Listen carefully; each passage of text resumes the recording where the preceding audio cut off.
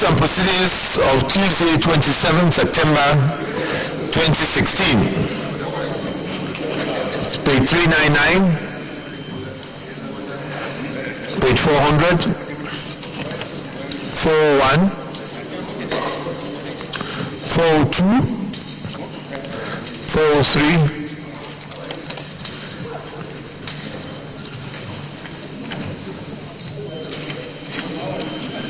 404,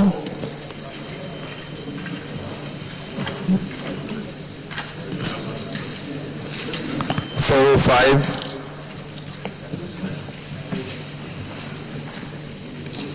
406,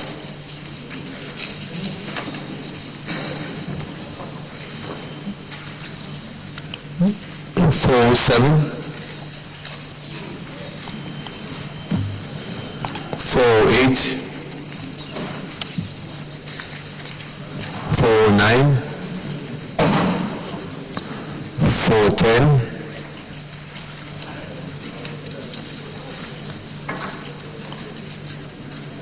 411,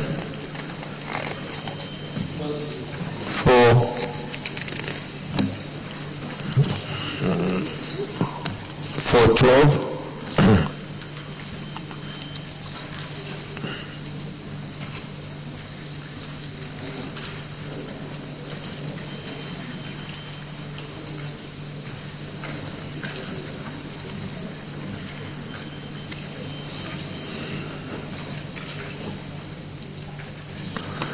413,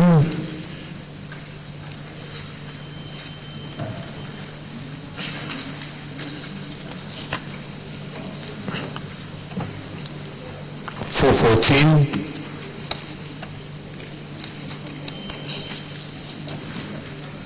415, 416,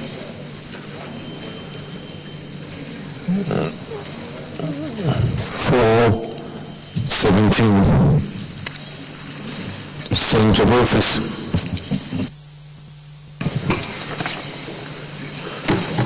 Thank you, Mr. President. I'm Robert Borges, representing the North. I move that the votes and proceedings of Tuesday, 27th September 2016 be approved. I so move. Senator Sanya Boka Danladi Tarabamus. Mr. President, distinguished colleagues, I rise to second the motion moved by my colleague. I so second. Distinguished colleagues, those in favor that the votes and proceedings of Tuesday, 27 September 2016 be approved, say aye. Those against, say nay. The ayes have it. Votes and proceedings of Tuesday, 27 September 2016 is hereby approved.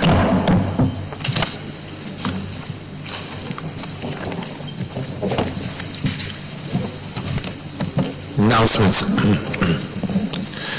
Letter from Mr. President. Dear distinguished Senate President, request for confirmation of appointment of 5 commissioners of the National Population Commission.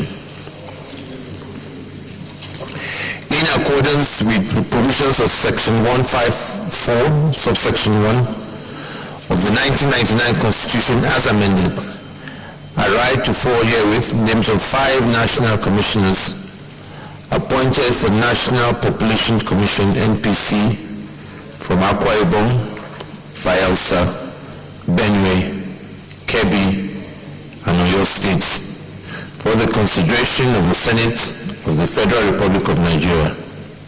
The names of appointed commissioners are as follows. 1. Engineer Chief Benedict Upong, FNSC, member Akwa Ibom. Gloria Fateya Nzomfu, member Bayelsa. Barrister Kupchi Patricia Ori Nyanya, member Benue. Dr. Ali Rubala, FCEFNIMN, member Kebbi. And Dr. Oyetayo Oyetunji, member Oyo State. Well, I thank you immensely in anticipation of the early consideration and confirmation of the above appointments by the distinguished Senate. Please accept the assurances of my highest esteem. Yours sincerely, Muhammadu Buhari.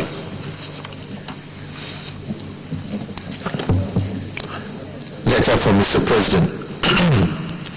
Dear distinguished Senate President, request for confirmation of appointment of 6 commissioners for the Independent National Electoral Commission. In accordance with the provisions of Section 154, subsection 1 of the 1999 Constitution, as amended, I write to forward herewith the names of 6 national commissioners appointed for the Independent National Electoral Commission, INEC, from the 6 geopolitical zones for the consideration of the Senate of the Federal Republic of Nigeria.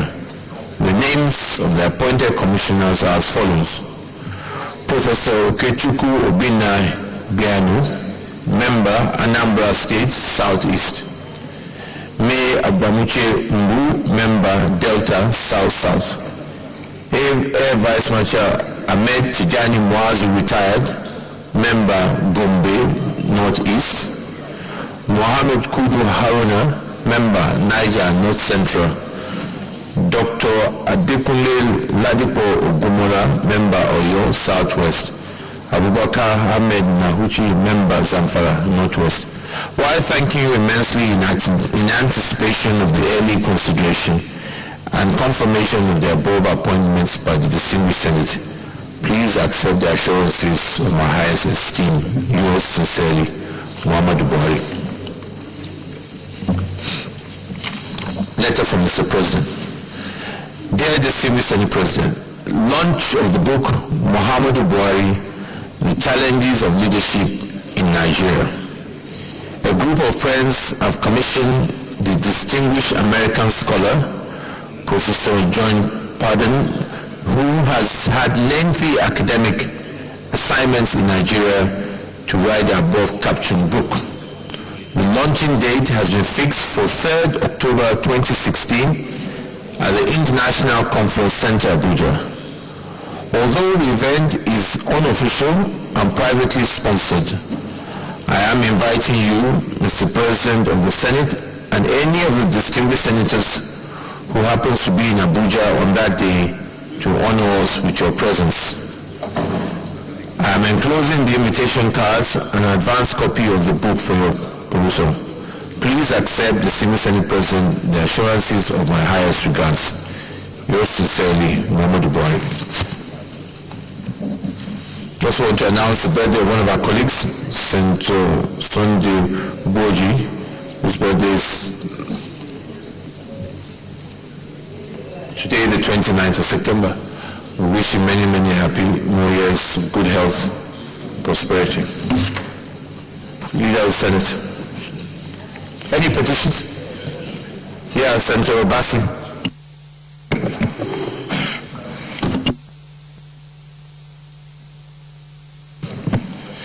I remain Senator Albert Bassi, Aparo Northeast. Mr. President, I have a petition here from my constituents and the paramount ruler of the 2 local government area against the winner of the bid on the then National Newsprint Manufacturing Company. Mr. President, this company won this bid in 2008 and have actually embarked, after about almost 10 years, has embarked on asset stripping of the company. My constituents are therefore seeking for the intervention of this Senate to find out exactly why the company, having bought NNMC Okwiboku, which is the foremost newsprint manufacturing concern in this country, has not actually impacted on the plant, instead stripping the assets of the company to their own benefit, Mr. President. By the leave of the President and the distinguished chamber, may I lay this petition for your intervention as soon as possible, sir. Come and lay the petition.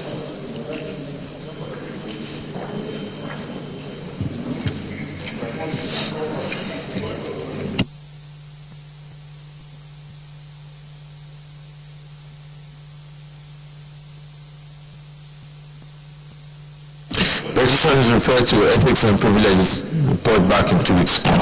Petition, Senator Shitu. Thank you very much, Mr. President. I have a petition from one of my constituents, Lord Abdullah Sami, who was dismissed from the service of Nigerian Postal Services. The case is not before court, but he wants his dismissal to be turned to termination of appointment.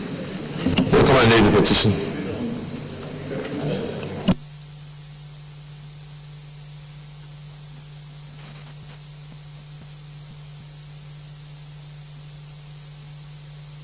Petition is referred to Ethics and Privileges. Report back in 2 weeks. Point of order, Senator Bumel.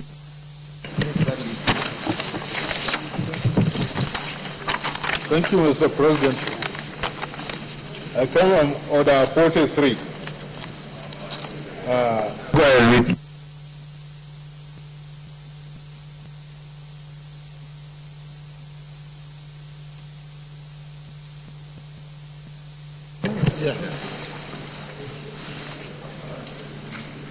A senator may make a personal explanation, although there will be no question before the Senate and no controversial matter may be brought forward, nor may debate arise upon the explanation.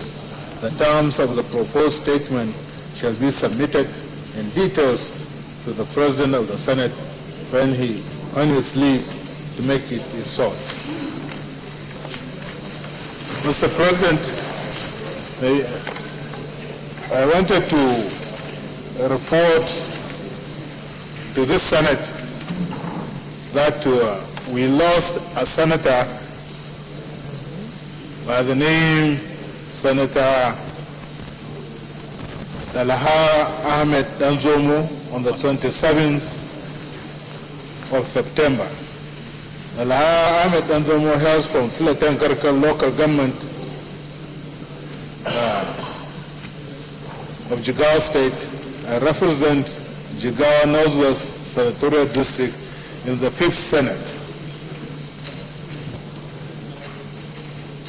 The Senate recalls that the late former Senator Danzomo contributed his very best in the Senate through lawmaking and was passionate about community development. Aware that it is the tradition of the Senate to honor any present or former senator that passed on. Accordingly, resolved to observe 1 minute silence in his honor, send a Senate delegation with a letter of condolence to his family and the government and people of Jigawa State, and open a condolence register at the Senate. So I move. Distinguished colleagues, with the sad note we observe the demise of one of our former colleagues, Senator Danzomo, as part of our tradition, we please rise and observe 1 minute silence in his honor.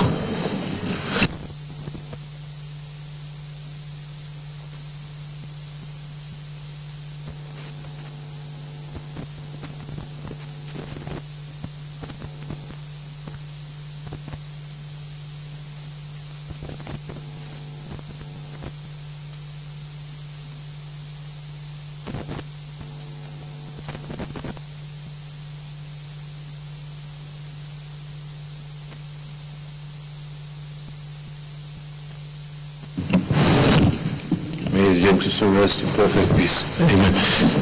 And we will also send a delegation to the state and good people to convey our deepest condolences for this great loss of the family and the people of Jigawa State. Leader of the Senate. Mr. President and my distinguished colleagues, the first business of the day is presentation of a bill standing in my name on the University of Abuja CAP due to loss of the Federation 2004 Amendment Bill 2016. Mr. President, you may wish to invite the Clerk of the Senate to read the short title of the bill. Clerk of the Senate.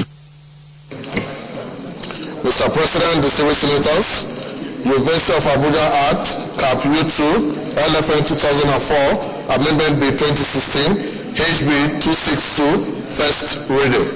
University of Abuja Act, CAP U2 LFN 2004 Amendment Bill 2016 HB 262 first reading taken. Leader of the Senate. Mr. President, the second business of the day is presentation of the House Bill in my name.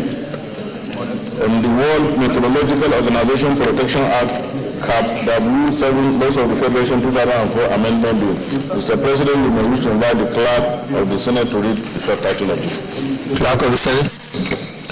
Mr. President, distinguished senators, World Meteorological Organization Protection Act, CAP W7, LFN 2004, Amendment Bill 2016, HB 271, first reading.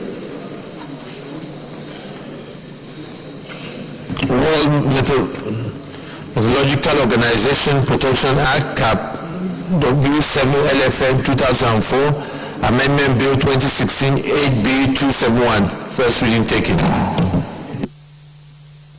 Leader of the Senate.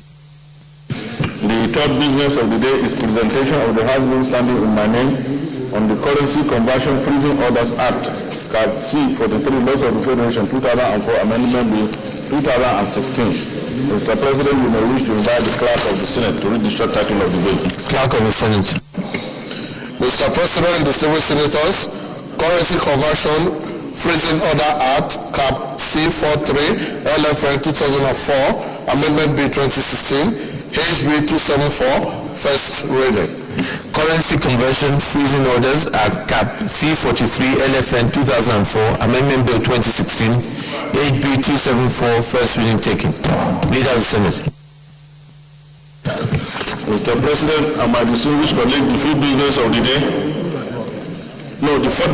the day is the presentation of a House Bill standing in my name on the National Judicial Institute Act, CAP number 55, Laws of the Federation 2004, Amendment Bill 2016. Mr. President, you may wish to invite the Clerk of the Senate to read the short title of the bill. Clerk of the Senate. Mr. President, distinguished senators, National Judicial Institute Act, CAP N55 LFN 2004, Amendment Bill 2016, HB 302, first reading. National Judicial Institute Act, CAP N55 LFN 2004, Amendment Bill 2016 8B 302, first reading taken. Leader of the Senate.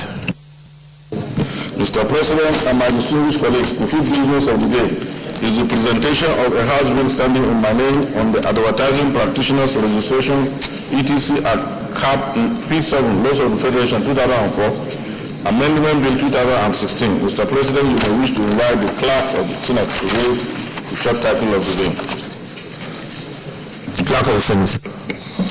Mr. President, distinguished senators, Advertising Practitioners Registration etc.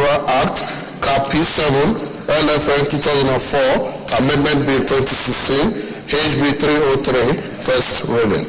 Advertising Practitioners Registration etc. Act, CAP P7 LFN 2004, Amendment Bill 2016, HB 303, first reading taken. Leader of the Senate. Mr. President and my distinguished colleagues, I seek the indulgence of my friend to stand down for the latter part of the day, the first order of the day, and the second order and the third order of the day. I so move. Can I follow you? The fifth. Stand down, six. Follow. Just support as moved.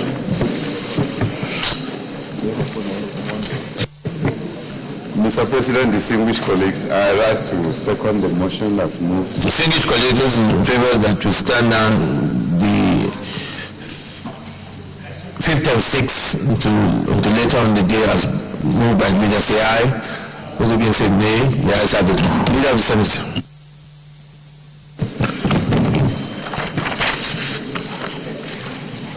Mr. President and my distinguished colleagues, the third order of the day is the second reading of the Gender and Equal Opportunities Bill 2016. Distinguished senators will recall that the bill was read the first time in this chamber on Tuesday, the 20th day of October 2015. Mr. President, we may wish to invite distinguished Senator Biodu Olujuni to move the motion for the bill to be read the second time. Senator Ujimi. Thank you, Mr. President, distinguished colleagues. Mr. President, I want to thank you for the opportunity to return this bill to the House. I also want to thank all our colleagues that contributed when the bill was thrown out the first time. I want to urge all of you to please look at this new bill because it has been re-engineered to suit everyone and to ensure that all our girls, our women, the elderly, and the very weak are taken care of by the laws of the land. Mr. President, my distinguished colleagues, permit me to lead the debate again. We've been supported this time by 22 others on the Gender and Equal Opportunities Bill, which seeks to give effect to the provisions of Chapter 2 and 4 of the Constitution of the Federal Republic of Nigeria, 1999 as amended, dealing with the fundamental objectives and directive principles of state policy and the fundamental human rights, including the right to life, right to dignity of human person, right to personal liberty, right to fair hearing, and right to freedom from discrimination, etc. And the International Covenant on Human Rights, which affirm the principle of non-discrimination and proclaims that all humans are born free and equal in dignity and rights, and that everyone is entitled to all the rights set out without distinction of any kind, including distinction based on sex. The domestication of certain provisions of the Convention on the Elimination of All Forms of Discrimination against Women and the Protocol to the African Charter on the Rights of Women in Africa. The bill was read for the first time in this chamber on Tuesday, the 15th of June 2016. Mr. President, my highly respected colleagues, recall that this bill was exhaustively debated last session and was negative as a result of certain reasons that were raised in the course of the debate, which have been aptly resolved in this new bill.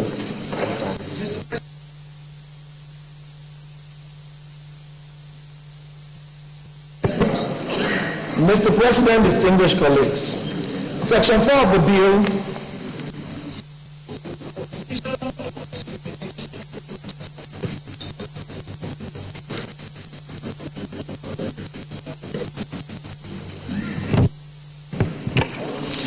Section 4 of the bill deals with prohibition of discrimination and provides that no person, organ, or agency of government, public or private institution, commercial or corporate body, community or other entity, or any representative of such organ or agency of government, public or private institution, commercial or corporate body, community or other entity shall either through words spoken, acts, inactions, omissions, laws, regulations, administrative procedures, policy, guidelines, rules, customs or practices discriminate against any person on the ground of gender, age, or disability. The proposed law, therefore, seeks to promote equality, development and advancement of all persons in Nigeria. Section 5 of the bill accordingly provides that every person, body, institution, community, authority, or private enterprise, whether public organ or body, public institution, individuals, communities, or authority and private enterprise in Nigeria, shall take all appropriate measures, including regulatory policy, fiscal and administrative measures, to ensure the full development and advancement of all persons, especially young women and children, for the purpose of guaranteeing to them the exercise and enjoyment of human rights and fundamental freedoms on the basis of non-discrimination and equality of all persons.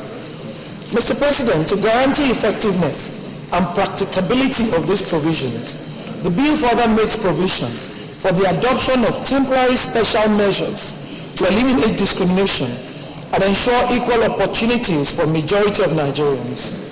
These special measures cover political and public sphere in offices, positions or appointments, employment opportunities, credit or other economic sphere, in public or private, that a minimum of 35% be reserved for women.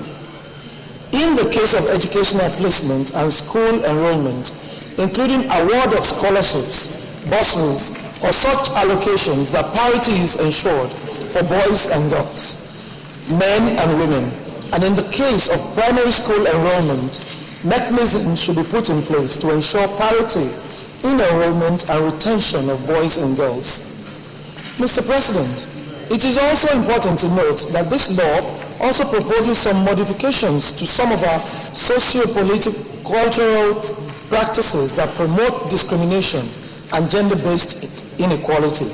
It therefore states that it shall be the responsibility of all public or private institutions and all entities in Nigeria to modify the social and cultural patterns of conduct of men and women, with a view to achieving the elimination of gender stereotyping, prejudices, and customary and all other practices which are based on the idea of inferiority or superiority of either of the sexes or the rules for men and women.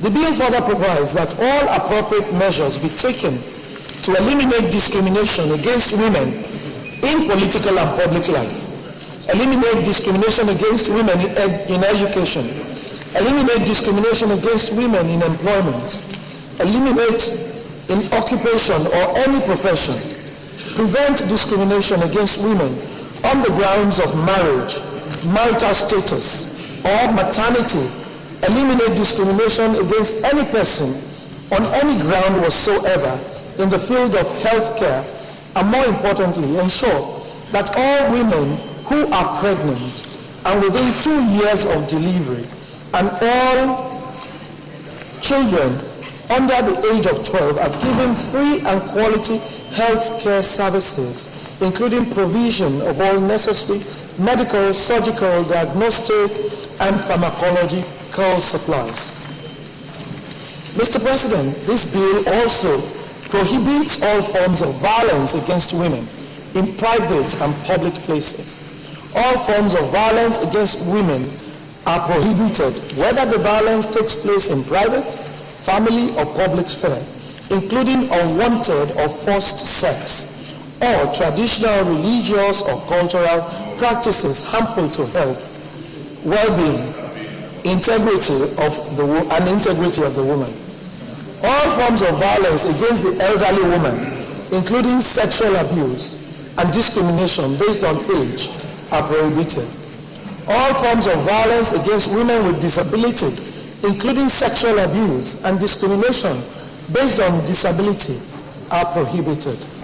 Every educational school or training authority shall promote peace education through curricular and social communication in order to eradicate elements in traditional and cultural beliefs, practices, and stereotypes which legitimize and exacerbate the discrimination against women, persistence and tolerance of violence against women. All forms of trafficking in women and children, abuse and exploitation of women and children in any manner or way, and medical experiments on women without their informed consent or on their children without the informed consent of their parents or legal guardian are prohibited.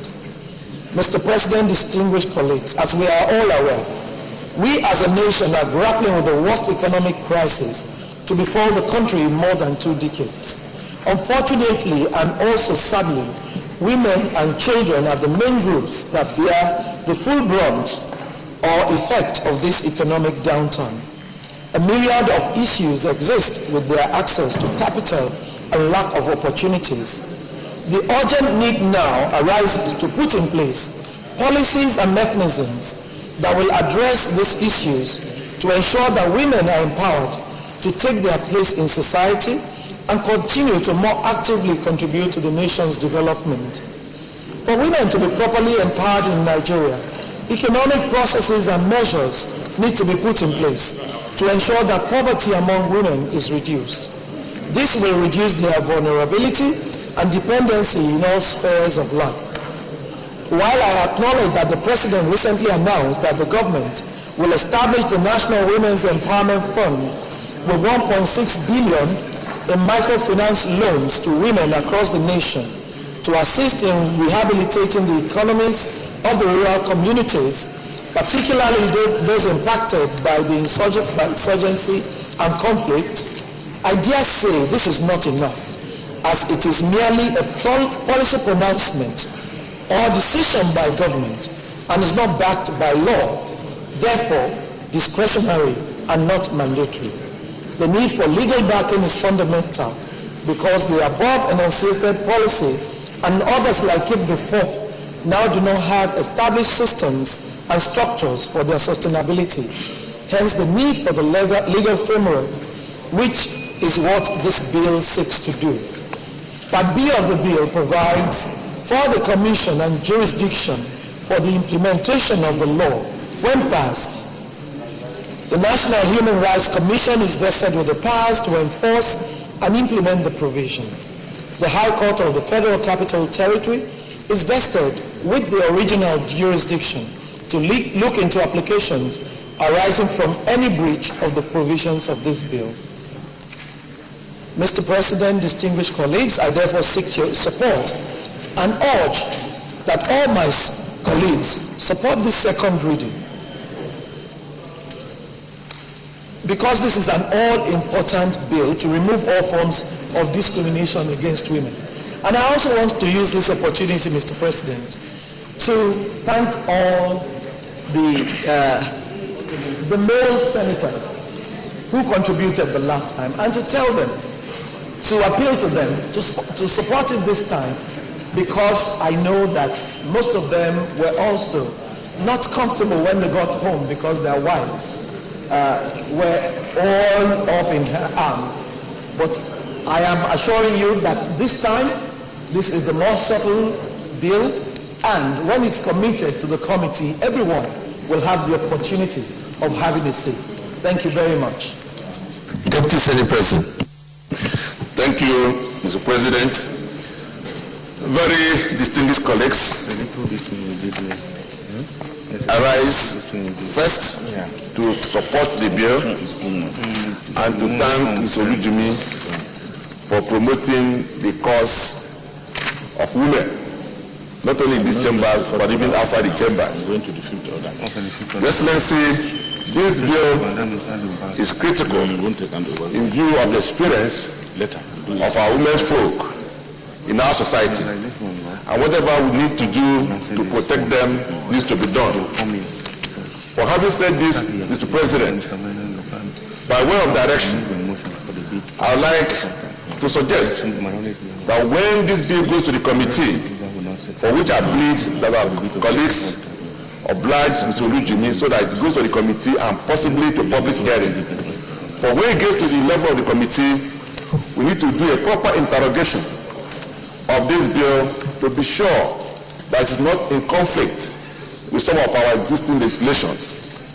I think the greatest problem I can see clearly now is the area of discrimination regarding Section 4 of the Act, which has made provision for specific percentage to women in employment and opportunities, and also in political appointments.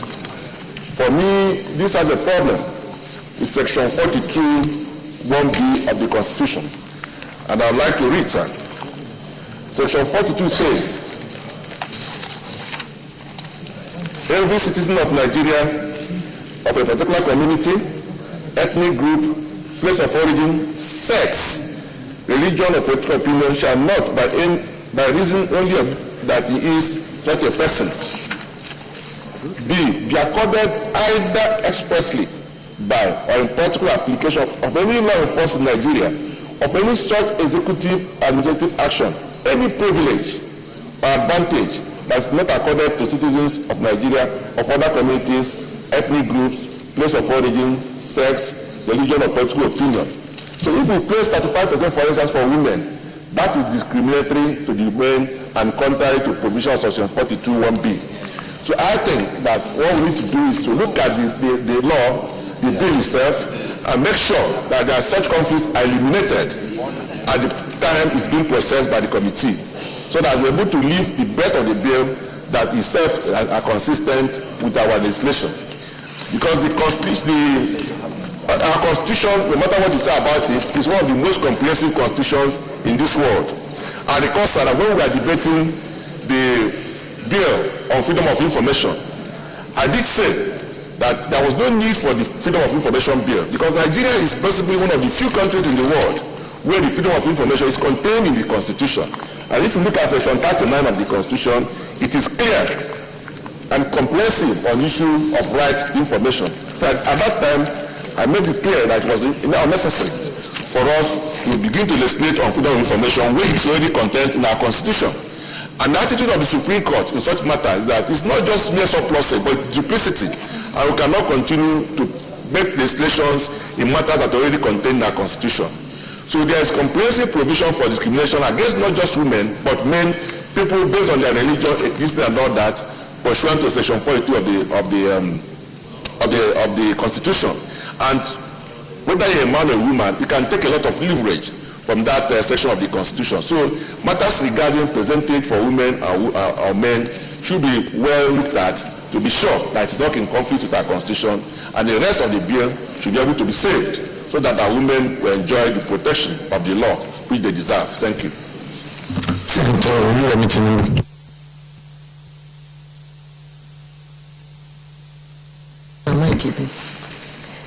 Thank you, Mr. President.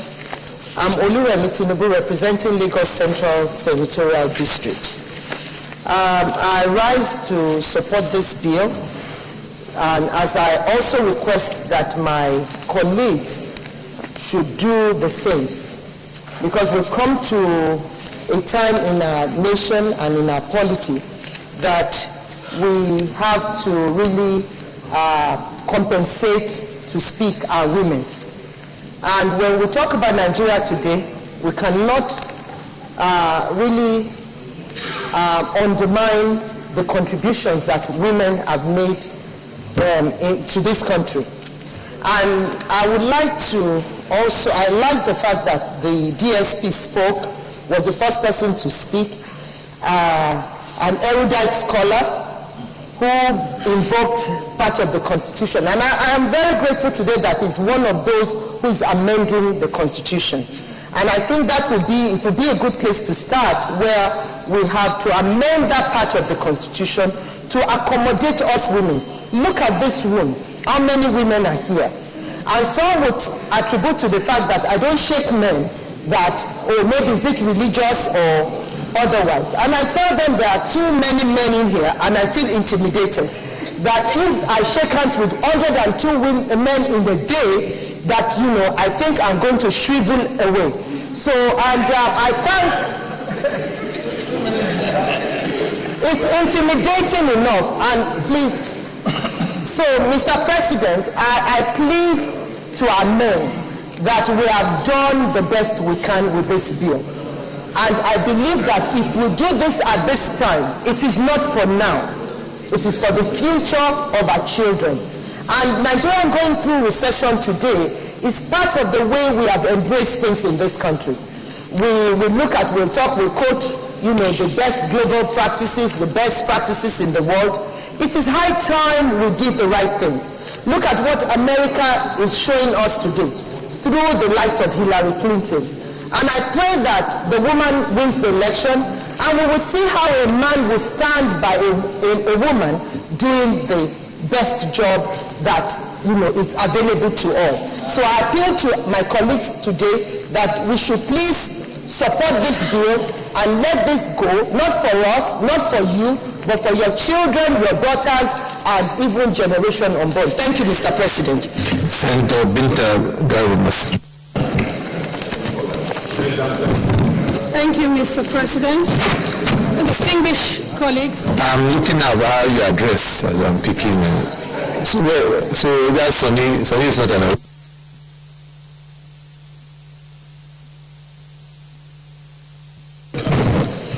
I proceed. I think there's a wrong spelling on my name. The Secretariat should take notice of that. The name is Binta Mercy Garba, not Binta Mercy, as it's in the bill. Thank you. Well, I stand to support this bill, and I crave the indulgence of all our colleagues that are here to support the bill.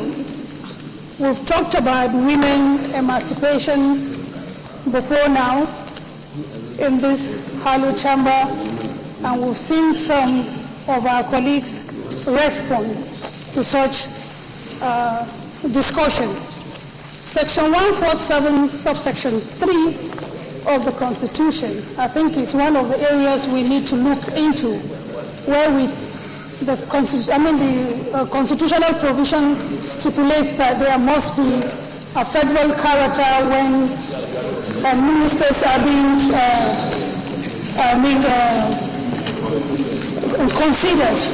And if we can put the affirmative action into the subsection 3 of 147, it will have given the government of the day a credit, because Nigeria is a signatory to either the convention, treaties, and a convention. So obviously, if such a thing is added into the Constitution, it will give our country a boost in the international community. And secondly, we've said it over and over, we are partners in progress. We are not trying to fight the men. God has made it that the man ought to be the head of a family. And we, the women, are supposed to be a supporter of the men. But when it comes to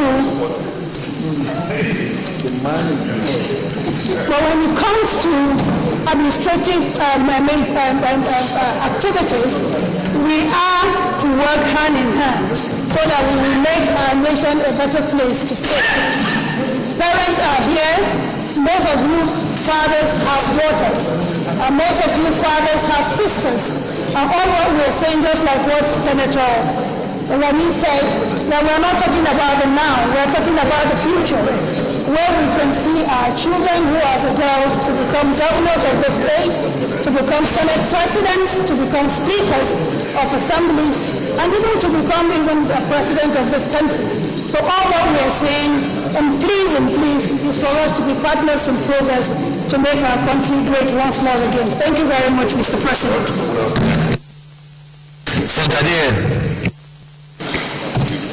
Thank you very much, Mr. President. My name is Olushola Adeyeye. I represent the Central Senatorial District of the state of Osun. I also want to point out that I'm a co-sponsor of this bill, but that as written in the draft submitted to us, my name is spelled wrongly. There is no H in my name. It's Olushola. 1975 orthography of the Yoruba language remove H from sh. So it's Olushola without an H. Having said that, Mr. President and my dear colleagues, I rise to most enthusiastically support all of this bill. I do so on behalf of my two daughters, all of the female daughters of the Balogun of Ora, that is my sisters, on behalf of my wife, my mother, and all of the women of Osun Central and of this republic. I do so because I believe this Senate is fair-minded. We do not want discrimination against any Nigerian for any basis, not on the basis of religion, not of ethnicity, and certainly not of gender. I hold the view that of all the forms of discrimination, the worst is gender discrimination. If you don't like me for being a Baptist, I can change my religion to please you. I can become Catholic. I can go to NASFAT. If you don't like me for being an Igbominal man, I've come today dressed like a Kanuri man. Because in going to Ile-Ife, Oduduwa stayed 3 years in Kanuri land before he got to Ile-Ife. But if you discriminate against my daughter for being a woman, there's nothing she can do. Until she dies, she will remain a woman. Therefore, in my opinion, the worst form of discrimination is gender discrimination. Mr. President, sir, with all due respect to our esteemed Deputy Senate President, and he knows I respect him, I totally disagree with his submission on the so-called conflict with the Constitution. He is a lawyer, I'm not. But this treaty is written in the English language. And there is nothing in subsection 42(1)B. Read it now. I've read it. So read it aloud. When you were talking, I did not disturb you. With all due respect to you,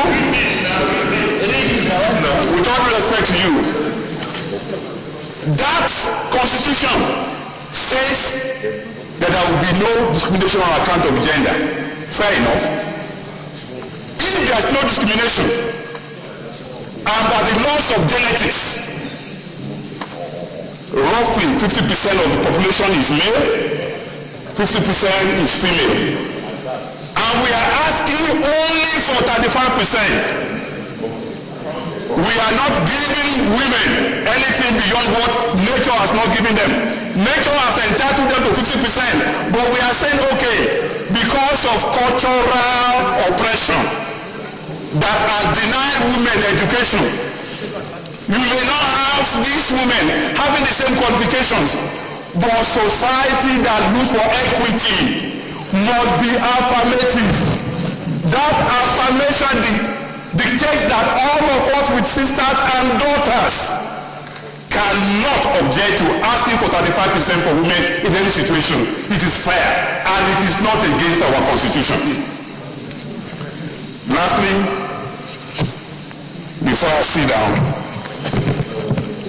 I want us to know that every constitution has ground norm principles. The same constitution that we have that gives us liberty and immunities us from discrimination is what they have in the US. And yet after that, the US had affirmative action laws. Here, often we sit and we stand and we assert the right of Nigerians on the basis of their ethnicity. That's what we call federal character. Somebody has referred to it. Let's also have gender character. God bless you. Is there anybody here that is actually against this? So let me go and put the question. Colleagues, those in favor that this bill be now read the second time say aye. Those against say nay. The ayes have it. Clerk of the Senate.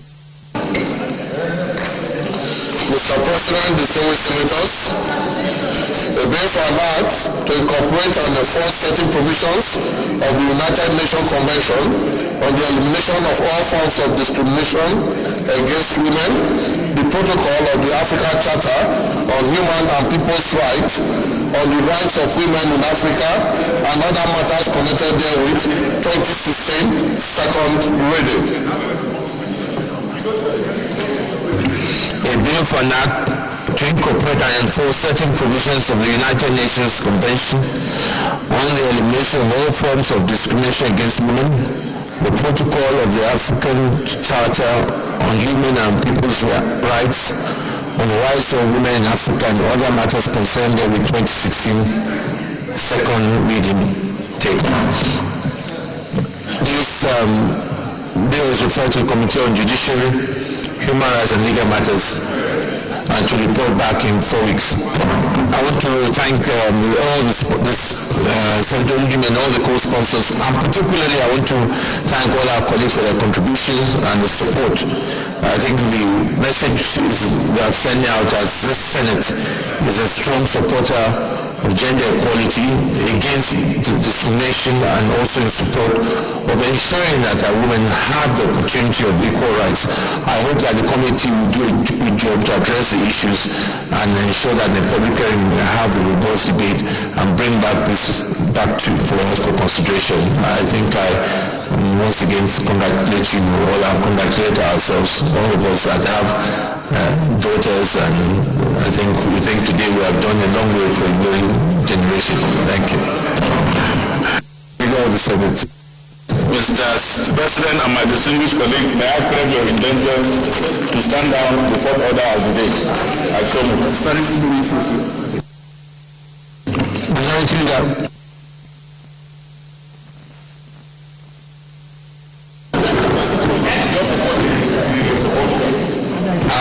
Mr. President, distinguished colleagues, I rise to second the motion. Distinguished colleagues, those in favor that we stand at the next item, other people say aye. Those against say nay. The ayes have it. Leader of the Senate. Mr. President and my distinguished colleagues, the fifth order of the day is the second reading of the House Bill on the Telecommunication and Postal Offences Act. Cap T5, Laws of the Federation of Nigeria 2004, Amendment to 2000. Rise to second the motion that the bill be now read the second time. I so second.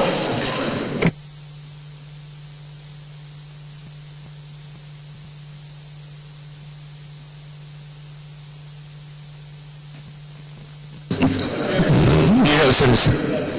Read the bit. Mr. President and my distinguished colleagues, I seek the indulgence of Mr. President and my colleagues to lead the debate on the second reading of a bill for an act to amend the Telecommunication and Postal Offences Act. Mr. President, order please, order please. Mr. President and my distinguished colleagues, it is my honor and privilege to lead the debate on this important bill for an act to amend the Telecommunication and Postal Offences Act, Cap 2000, Laws of the Federation 2000. The bill was read for the first time on the floor of the Senate on the second day of June 2016. The bill seeks to amend the Telecommunication and Postal Offences Act, Cap 2000, Laws of the Federation 2004 to align it with the present realities. Mr. President, I urge you, support of my colleagues, to support the bill. It's a House bill for concurrence. Thank you.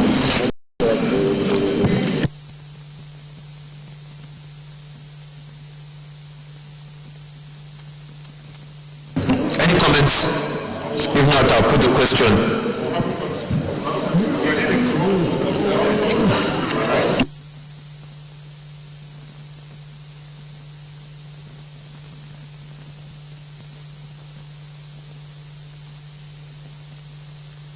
It's the telecommunications.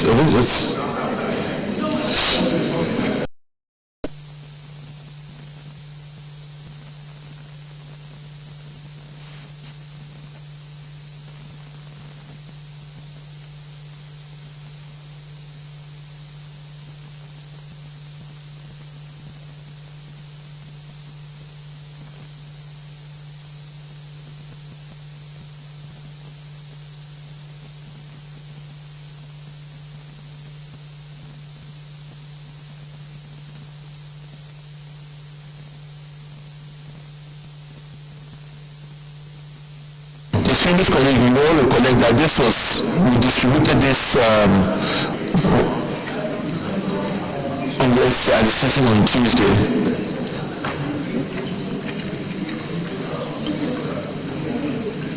The only reason why we stepped it down there was because the vice chairman of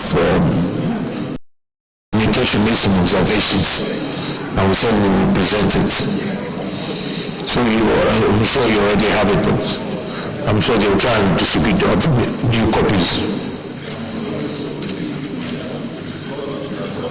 clause, if anybody has any comments, so that this is just for at the second reading level. I mean, we're still going to go into committee of whole to take clause by clause. This is just.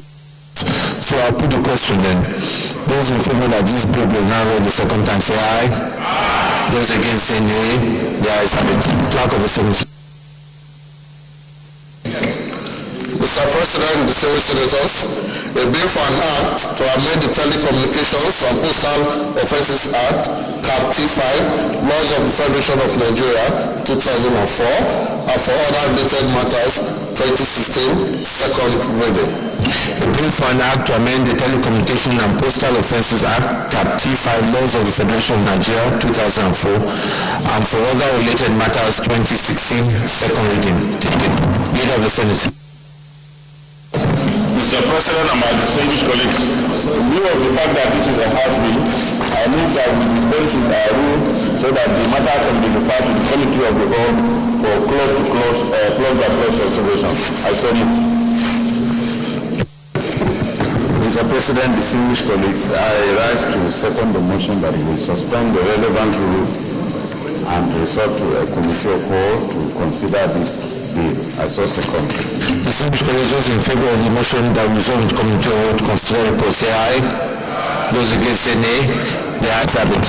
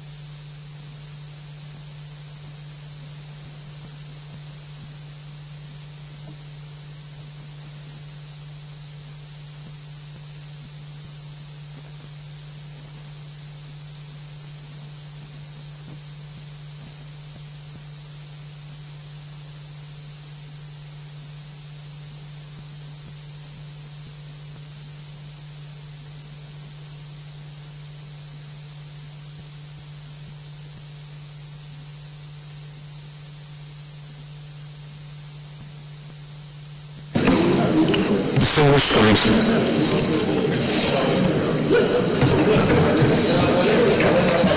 we'll take the bill clause by clause. Clause 1.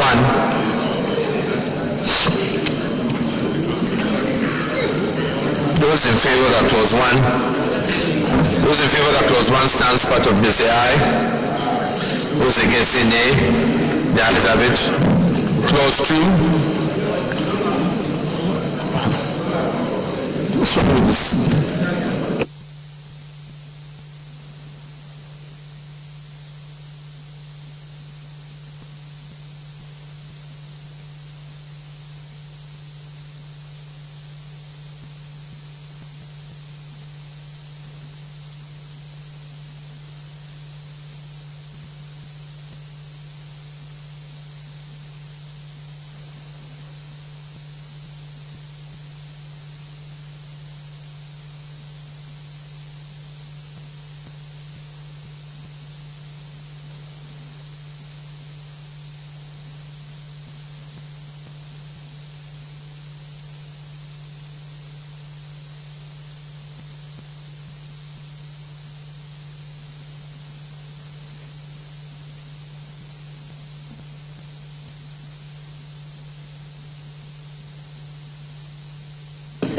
Who doesn't have a copy of this?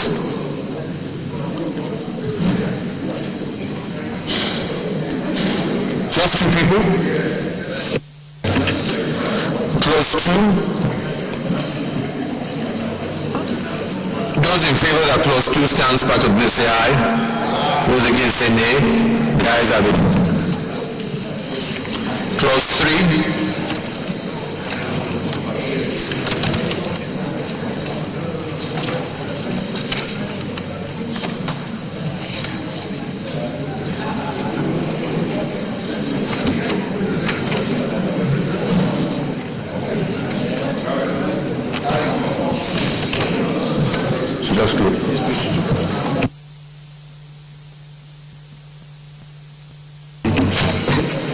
Page 2, clause 3, those in favor that clause 3 stands part of bill say aye.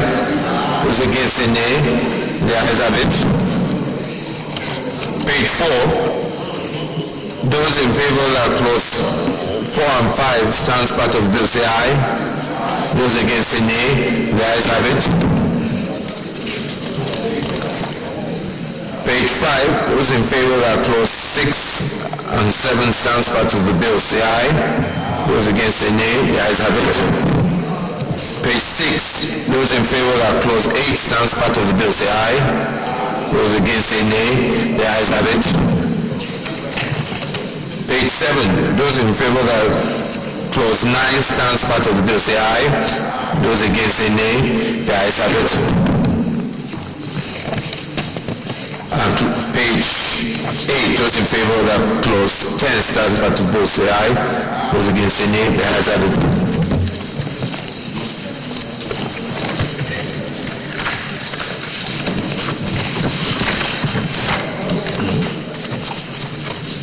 Go to page 1, the long title. Those in favor that the long title stands part of the bill say aye. Those against say nay. The ayes have it. Short title page, that is clause 10 on page 8. Those in favor that the short title stands part of bill say aye. Those against say nay. The ayes have it.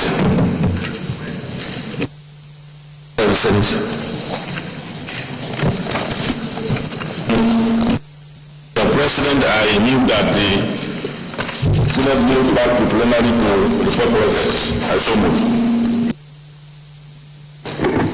Mr. President, I rise to second the motion that we revert to plenary to report progress. That will return to progress say aye. Those against say nay. The ayes have it.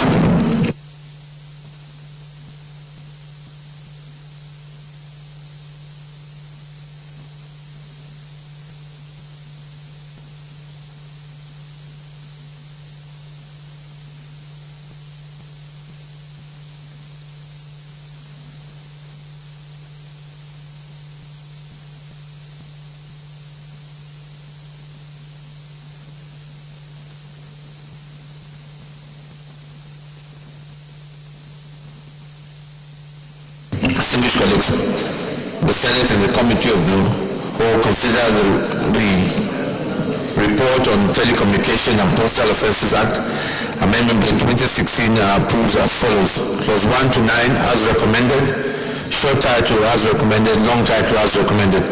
Is this a true reflection of what transpired in the Committee of the Whole? Leader of the Senate. Mr. President and my distinguished colleague, may I now move that the bill for an act on the Telecommunication and Postal Offences Act that T5 Laws of Operation 2004 Amendment to 2016 be now read the third time. I so move. Mr. President, distinguished colleagues, I rise to second the motion that the bill be read a fourth time. I so second.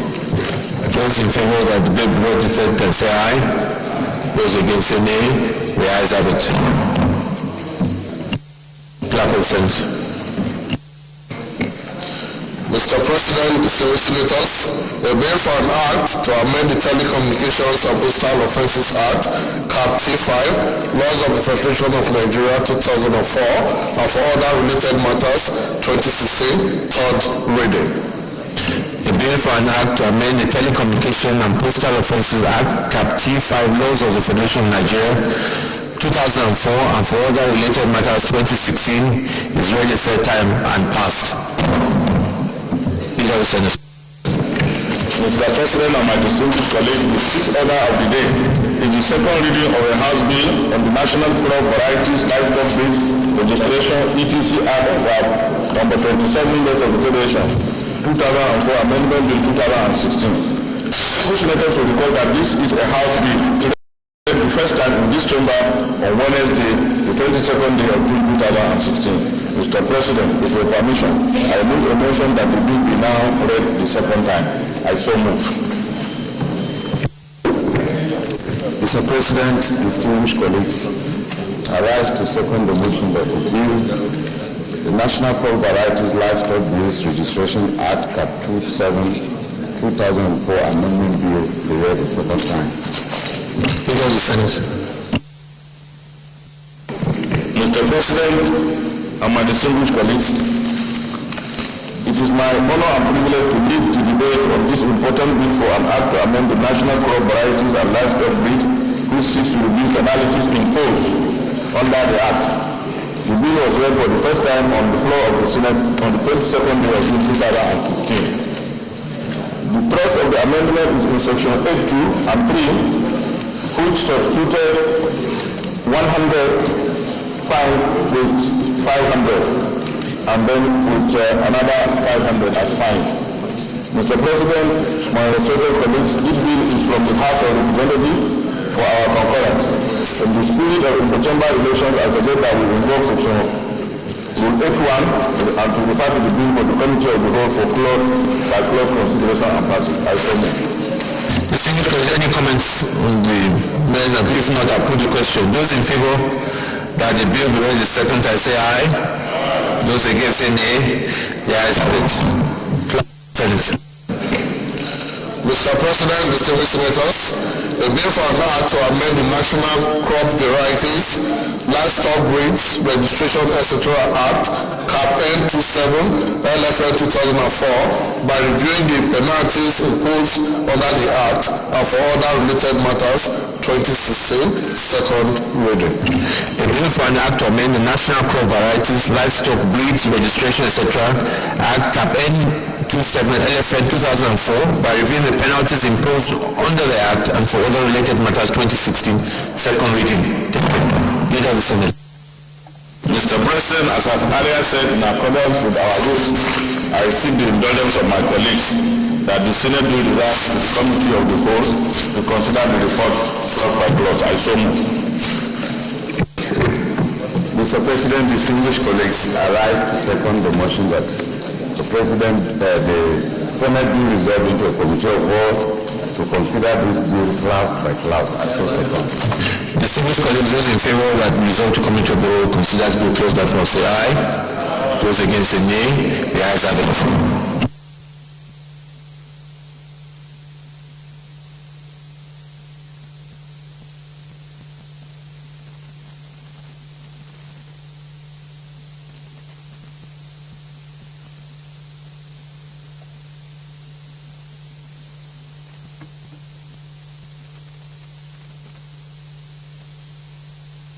Distinguished colleagues, there are just two clauses here.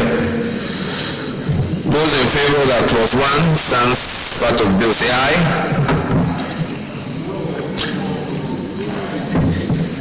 Those against, say nay. The ayes have it. Clause 2.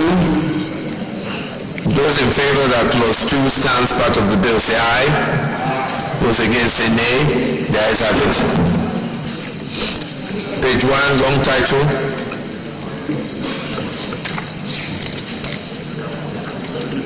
No, it's 2. Yeah? It appears there is an omission in clause 2 in the amendment, which 8.2 that have been written says 8.2 and 3 of the principal act in amended. It's supposed to be is amended. Are you seeing it? Is amended by substituting 200 with 100, not in amended.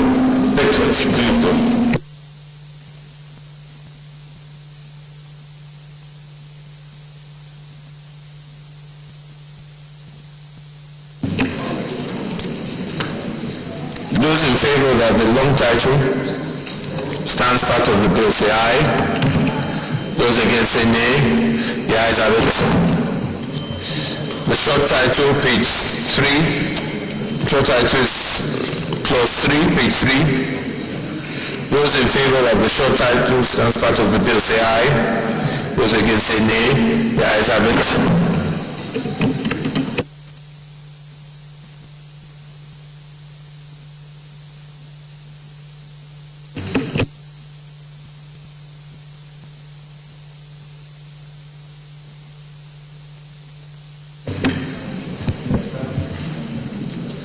Those in favor also that the explanatory memorandum sounds part of the bill say aye. Those against say nay. The ayes have it. Leader of the Senate. Mr. President, I move that the Senate will revert back to plenary to report progress. Mr. President, may I second the motion that we do revert to plenary to report progress?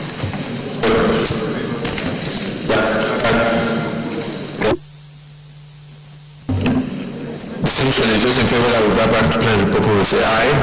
Those against say nay. The ayes have it.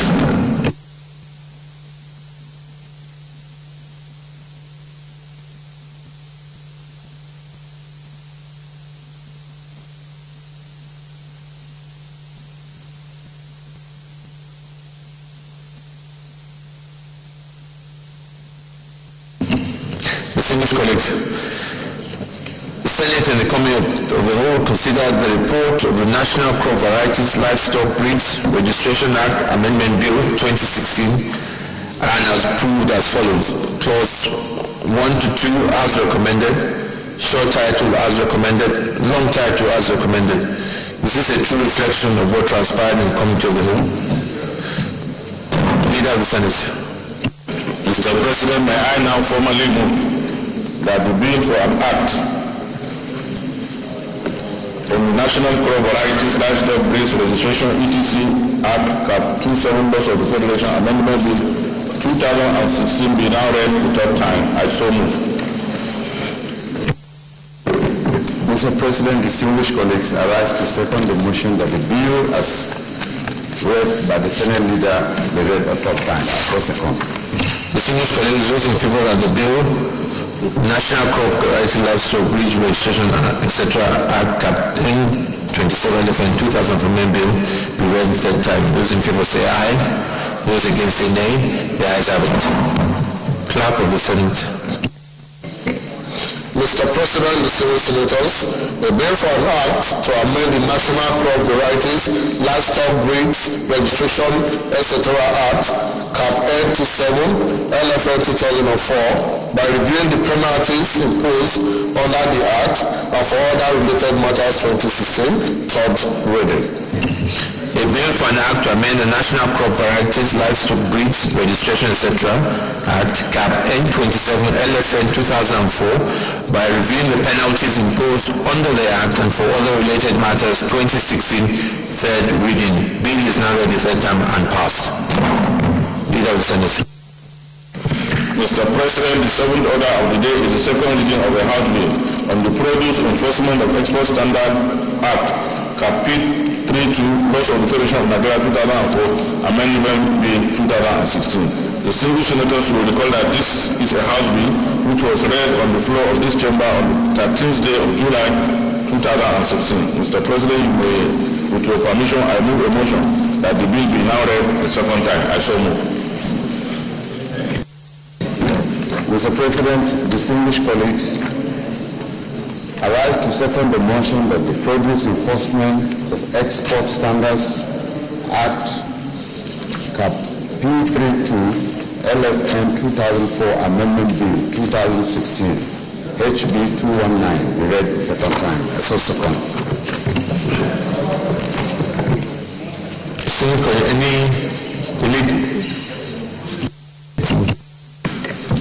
Mr. President and my distinguished colleagues, it is my honor and privilege to lead the debate on this important bill for an act to amend the Produce Enforcement of Export Standards Act, which seeks to review penalties imposed under the Act. The bill was read for the first time on the floor of the Senate on 13th of July 2016. The thrust of the amendment is as contained in Section 7J and Section 8.2 by substituting 200 naira with 20,000 and in Section 10.1 and 16.1H and Section 17 by substituting 400 with 30,000. Mr. President, my respected colleagues, this bill is from the House of Representatives for our concurrence. In the spirit of interchamber relations, I suggest that we invoke Section 8.1 and refer the bill to the Committee of the Whole for close consideration and passage. I so move, Mr. President and my colleagues. Distinguished colleagues, any comments before I put the question? Yes, Senator Lebani. Thank you, Mr. President. My name is question done with voting on the side. I looked at the proposed amendment and it has to do with the fine that should be imposed if a person is convicted under this law. The problem with the extant law is that the amount was specified and therefore it leaves the court with no discretion but to apply it. And when the economic realities of the day dictates otherwise, there is nothing that can be done. But we are still going to solve that problem because if we say we substitute 200 for 20,000, it could be that tomorrow 20,000 will be considered too levy, and then we have to now come back to seek for another amendment. So I rather we say that, for example, if it is 20,000, we say not less than 20,000, so that the court could be in a position to impose a higher penalty than 20,000 if the circumstances dictate otherwise. So rather than just specify the amount, we say not less than 20,000. That's my submission. Any comments to that?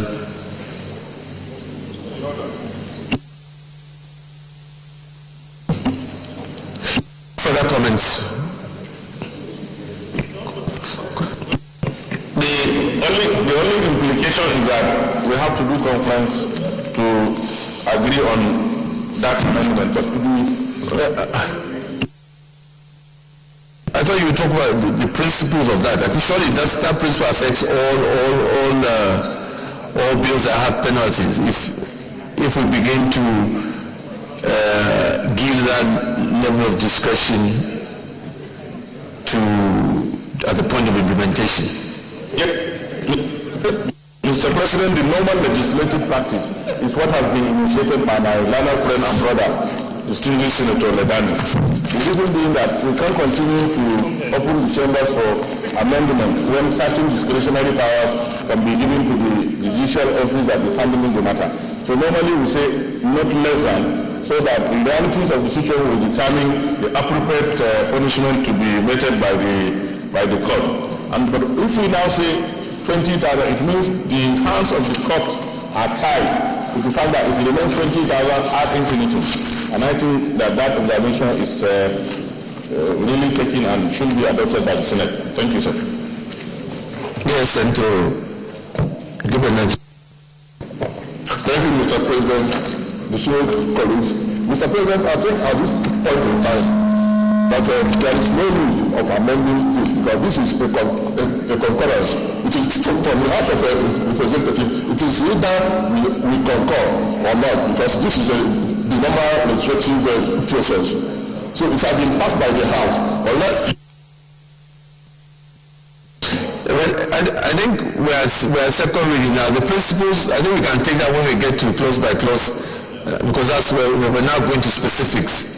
So let us at least get to the stage of the principles of the general merits and principles of the bill. If anybody has any objection, I'll put the question and then we can take this other observation when we get to that stage. So put the questions. Those in favor that this bill be now read the second time, say aye. Those against say nay. The ayes have it. Clerk of the Senate.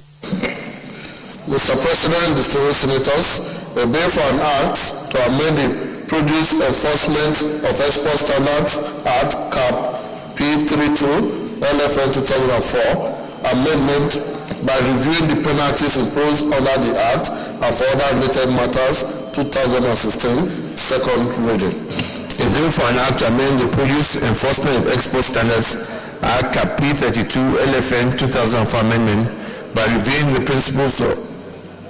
penalties imposed under the Act and for other matters 2016, second reading. Leader of the Senate. May I now move that this House do revert into the Committee of the Whole for clause by clause consideration of the bill. I so move. Mr. President, may I second the motion that we do revert to a Committee of Whole for a consideration of this bill. I so second. Distinguished colleagues, I put the questions. Those in favor that we resolve into Committee of Whole to consider clause by clause, say aye. Those against say nay. The ayes have it.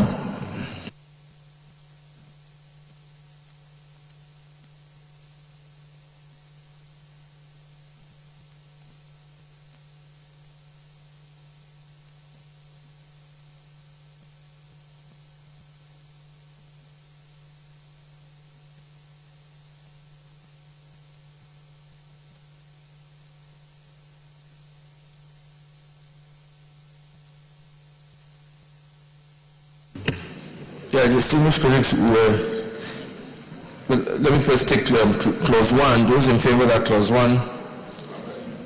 Of clause 1? Okay.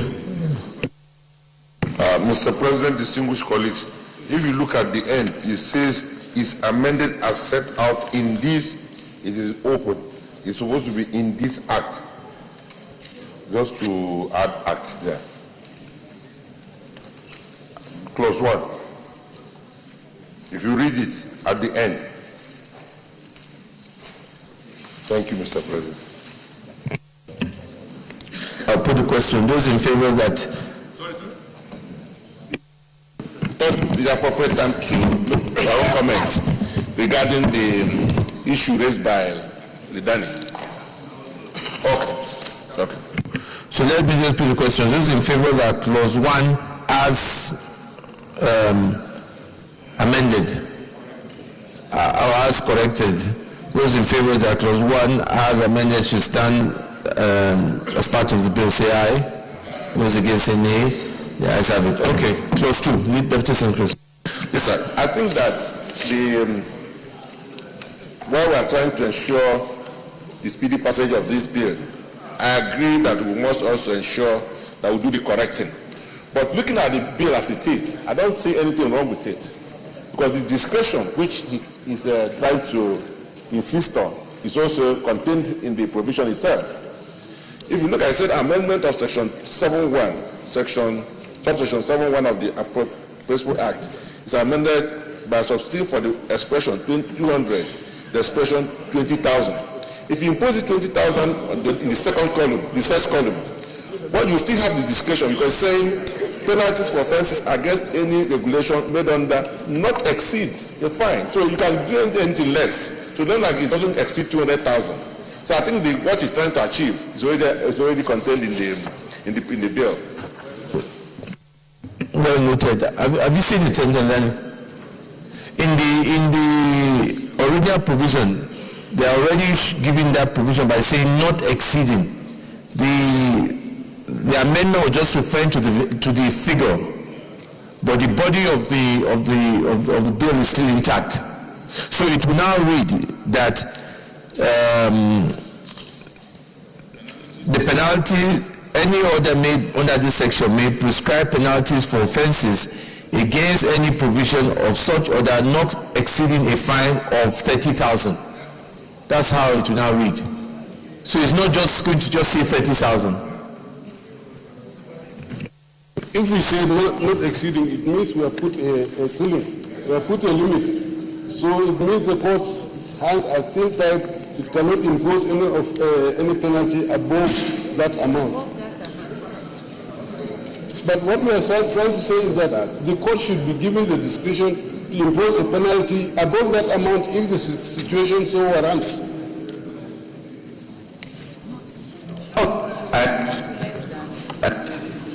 If it has said not less than, then it will give the court wide discretion.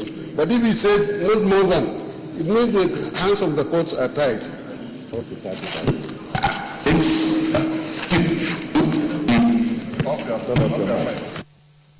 You begin to even question our own laws, because it means that you've already given discretion not to exceed.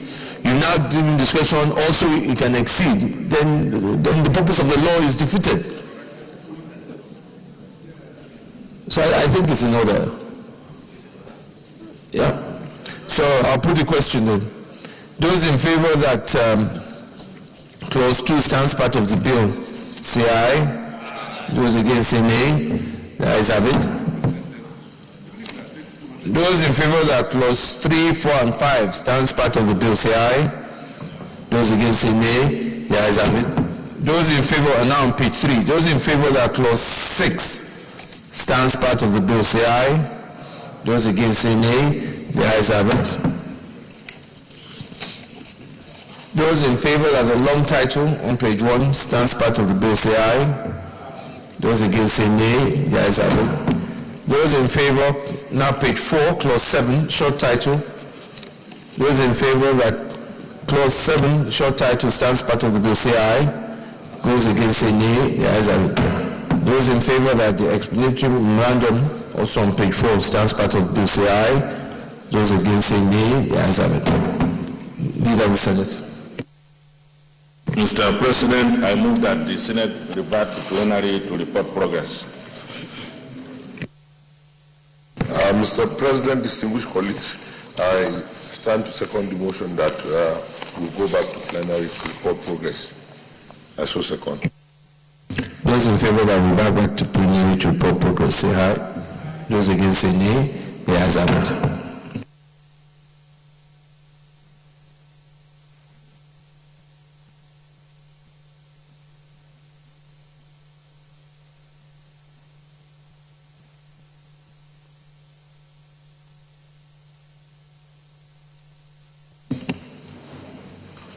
Distinguished colleagues, the Senate and the Committee of the Whole will consider the report of Produce Enforcement of Export Standards Act, Amendment Bill 2016, and approve as follows. Clause 1 to 6 as recommended, short title as recommended, long title as recommended. Is this a true reflection of what transpired in the Committee of the Whole? Thank you. Leader of the Senate. Mr. President and my distinguished colleague, may I now move that the bill be read the third time? I so move. Mr. President, I stand to second the motion that the bill now be read a third time. I so second. Distinguished colleagues, those in favor that the bill be read for the third time, say aye. Those against say nay. The ayes have it. Clerk of the Senate. Mr. President, distinguished senators, a bill for an act to amend the Produce Enforcement of Export Standards Act, Cap P32, LFN 2004, Amendment Bill, by reviewing the penalties imposed under the Act and for other related matters 2016, third reading. A bill for an act to amend the Produce Enforcement of Export Standards Act, Cap P32, LFN 2004 amendment by reviewing the penalties imposed under the Act and for other related matters 2016, third reading. Bill is read the third time and passed. Leader of the Senate. Mr. President and my distinguished colleagues, the eighth order of the day is the second reading of a House bill on the Prevention of Crimes Act, Cap P27, Laws of the Federation 2004 Amendment Bill 2016.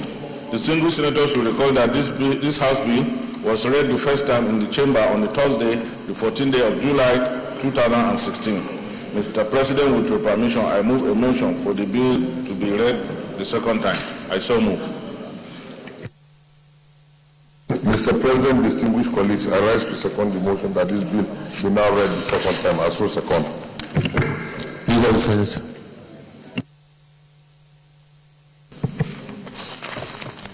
Mr. President and my distinguished colleagues,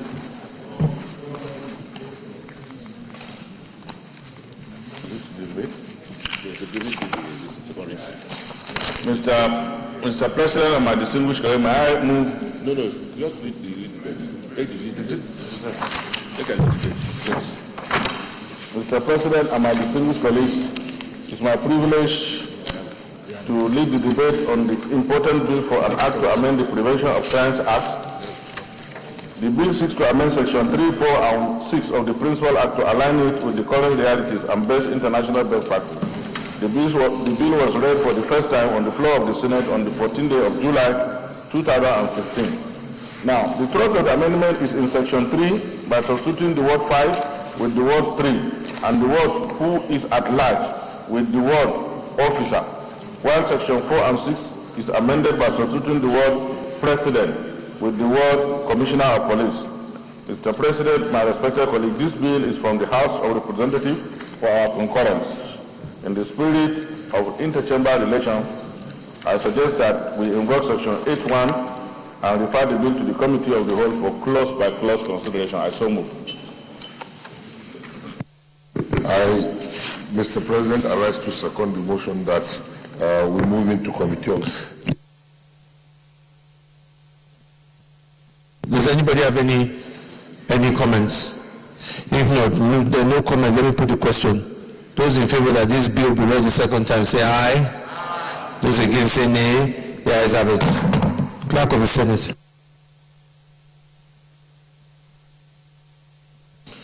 Mr. President, distinguished senators, a bill for an act to amend the Prevention of Crimes Act, Cap P27, LFN 2004, by increasing the prescribed penalties and for other related matters, 2016, second reading. A bill for an act to amend the Prevention of Crimes Act, Cap P27, LFN 2004, by increasing the prescribed penalties and for other related matters, 2016, second reading. Leader of Senate. Mr. President, may I now move that the Senate bill revert to plenary to consider the bill clause by clause. I so move. Committee of the whole, sorry. I rise to second the motion that we now move into the committee of the whole to consider this bill clause by clause associated. Distinguished colleagues, in favor that we do resolve committee to consider the report, say aye. Those against, say nay. The ayes have it.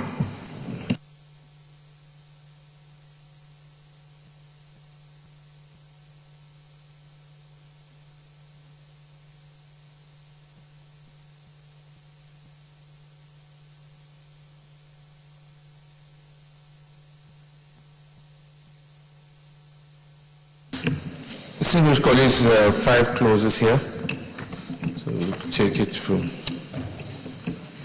page 1.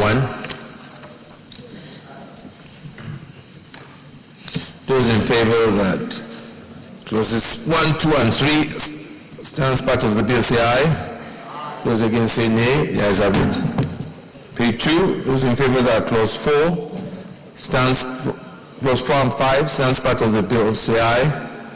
Those against, say nay. The ayes have it. Page 3. Those in favor, page 3.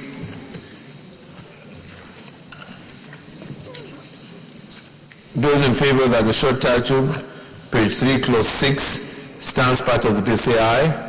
Those against, say nay. The ayes have it. Long title on page 1. Those in favor that the long title stands part of the bill, say aye. Those against, say nay. The ayes have it. And those in favor that the explanatory memorandum on page 3 stands part of the bill, say aye.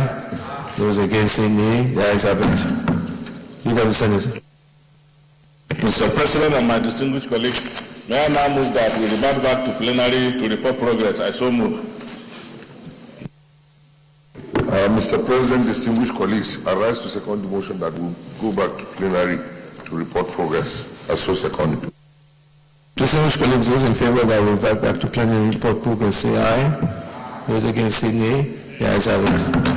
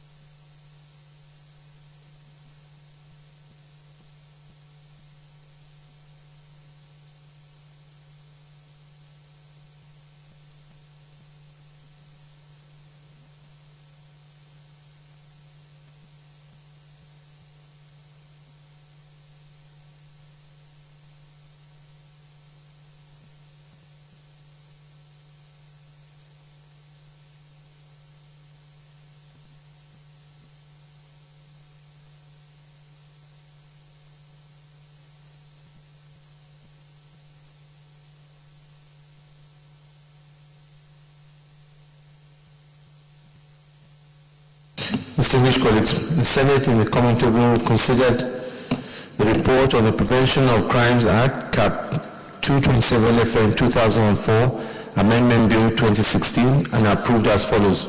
Clauses 1 to 5 as recommended, short title as recommended, long title as recommended. Is this a true reflection of what transpired in the committee of the whole? Thank you. Leader of the Senate. Mr. President, may I now move that the bill for the Prevention of Crime Act, Cap P27, Laws of Defense 2004, Amendment Bill 2016, now read the third time. I so move. Mr. President, distinguished colleagues, I rise to second the motion that this bill be now read a third time. I so second. Distinguished colleagues, those in favor that the bill be now read for the third time, say aye. Those against, say nay. The ayes have it. Clerk of the Senate. Mr. President, distinguished senators, a bill for an act to amend the Prevention of Crimes Act, Cap P27, LFL 2004, by increasing the prescribed penalties and for other related matters, 2016, third reading. A bill for an act to amend the Prevention of Crimes Act, Cap P27, LFN 2004, by increasing the prescribed penalties and for other related matters, third reading. This bill is now read the third time and passed. Leader of the Senate. Mr. President and my distinguished colleagues, the ninth order of the day is the second reading of a House bill on the Water Resources Act, Cap W2, Laws of the Federation 2004, Amendment Bill 2016. Distinguished senators will recall that this is a House bill which was read for the first time in chamber on Thursday, the 14th day of July 2016.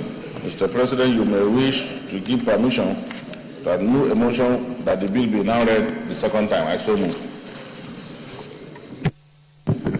Mr. President, distinguished colleagues, I rise to second the motion that the bill on the Water Resources Amendment Act be now read the second time. I so second. Leader of the Senate. Mr. President, it's my privilege to lead the debate in this very, very important bill, and it's my pleasure to invite my colleagues to understand the fact that the bill for an act to amend the Water Resources Act, Cap W2, Laws of the Federation 2004, is actually a House bill looking for our concurrence. And that bill was read on the floor of the Senate on the 14th day of July 2016. All that the bill seeks to do is straightforward, is to amend the Water Resources Act, Cap W2, Laws of the Federation 2004, to align it with present realities. It's so straightforward that I move that this House do grant the necessary support for the concurrence on the effect of this bill. Thank you. Any comments? There are no comments. I'll put the questions. Those in favor that this bill be now read the second time, say aye. Those against, say nay. The ayes have it. Clerk of the Senate. Mr. President, distinguished senators, a bill for an act to amend the Water Resources Act, Cap W2, Laws of the Federation of Nigeria 2004, to review upward the stipulated fines and penalties for offences under the Act and for other related matters, 2016, second reading. A bill for an act to amend the Water Resources Act, Cap W2, Laws of the Federation of Nigeria 2004, to review upwards the stipulated fines and penalties for offences under the Act and for other related matters, 2016, second reading. Leader of the Senate. Mr. President and my distinguished colleagues, in view of the fact that the bill has been read the second time, I invoke Order 81 for the Senate to resolve into the Committee of the Whole to consider the bill clause by clause. I so move, Mr. President. Mr. President, distinguished colleagues, I rise to second the motion that we resolve into the Committee of the Whole to consider the bill clause by clause. I so second. Distinguished colleagues, those in favor that resolve the Committee of the Whole to consider the report on the clause by clause, say aye. Those against, say nay. The ayes have it.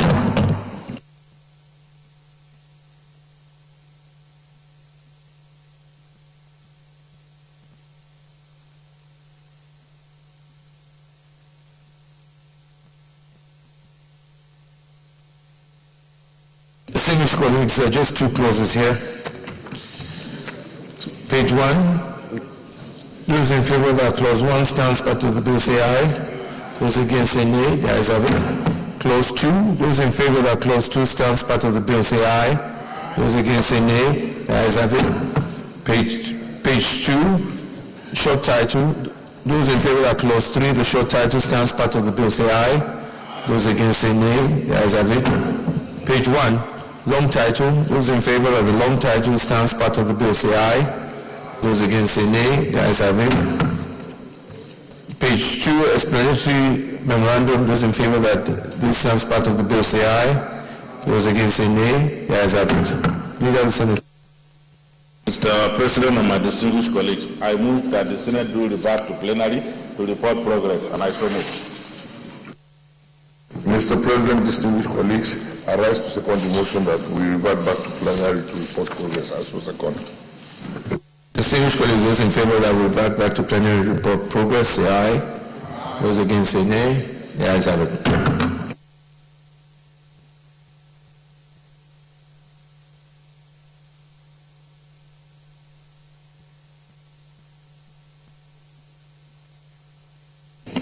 Distinguished colleagues, Senate and the Committee of the Whole consider the report on the Water Resources Act, Cap W2 LFN 2004 Amendment Bill 2016 and approved as follows. Clause 1 to 2 as recommended, short title as recommended, long title as recommended. Is this a true reflection of what transpired in Committee of the Whole? Leader of the Senate. Mr. President and my distinguished colleague, may I now move that the bill be read the third time? I so move.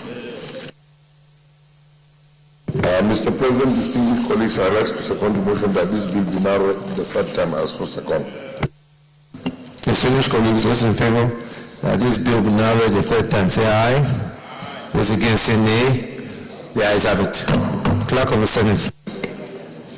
Mr. President, distinguished senators, a bill for an act to amend the Water Resources Act, Cap W2, Laws of the Federation of Nigeria, 2004, to review upwards the stipulated fines and penalties for offences under the Act and for other related matters, 2016, third reading.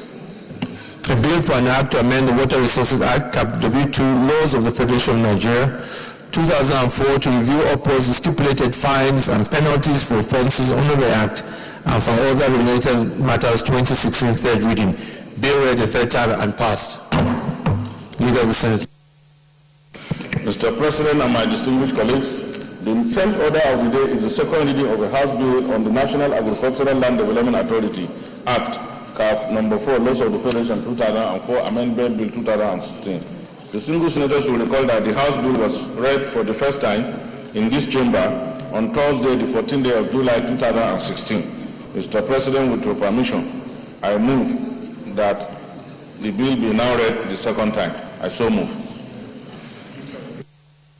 Mr. President, distinguished colleagues, I rise to second the motion that this bill be now read the second time. I so second. Leader of the Senate.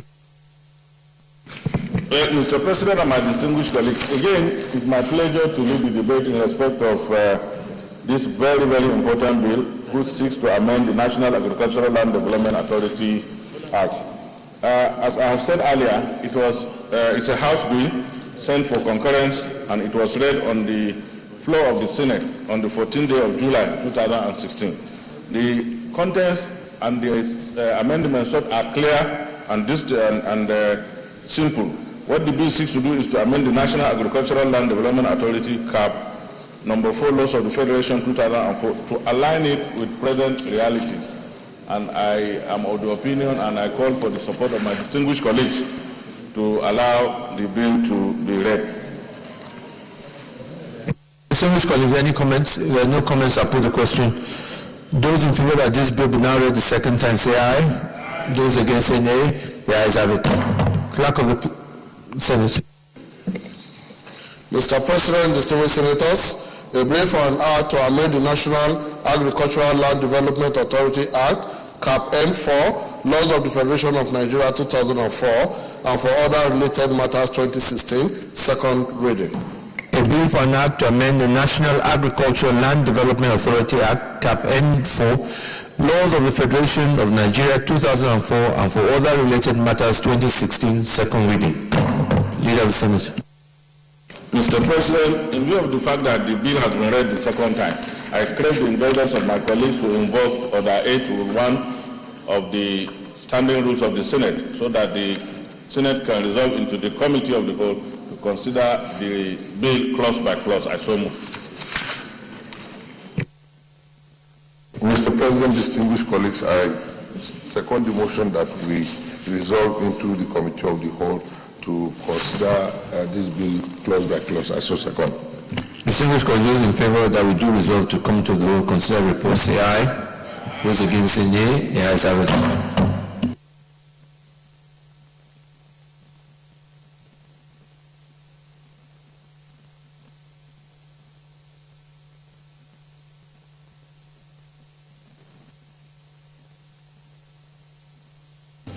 Distinguished colleagues, there are just 3 clauses here.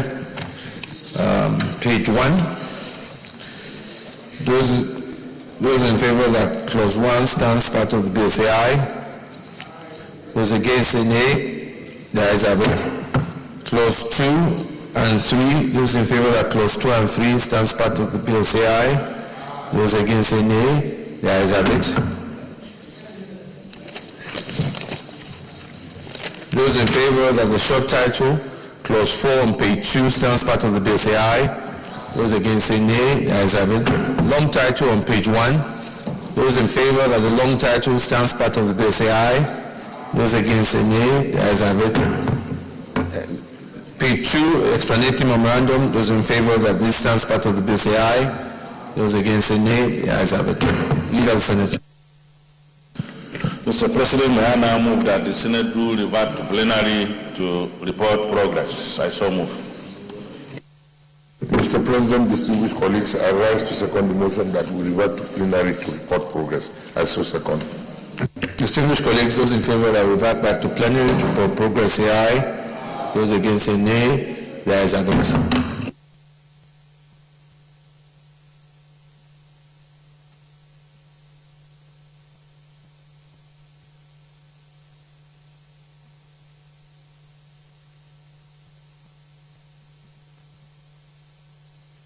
Distinguished colleagues, the Senate in the Committee of the Whole considered the report of the National Agricultural Land Authority Act, Cap N4, LFN 2004 Amendment Bill 2016, and approved as follows. Clause 1 to 3 as recommended, short title as recommended, long title as recommended.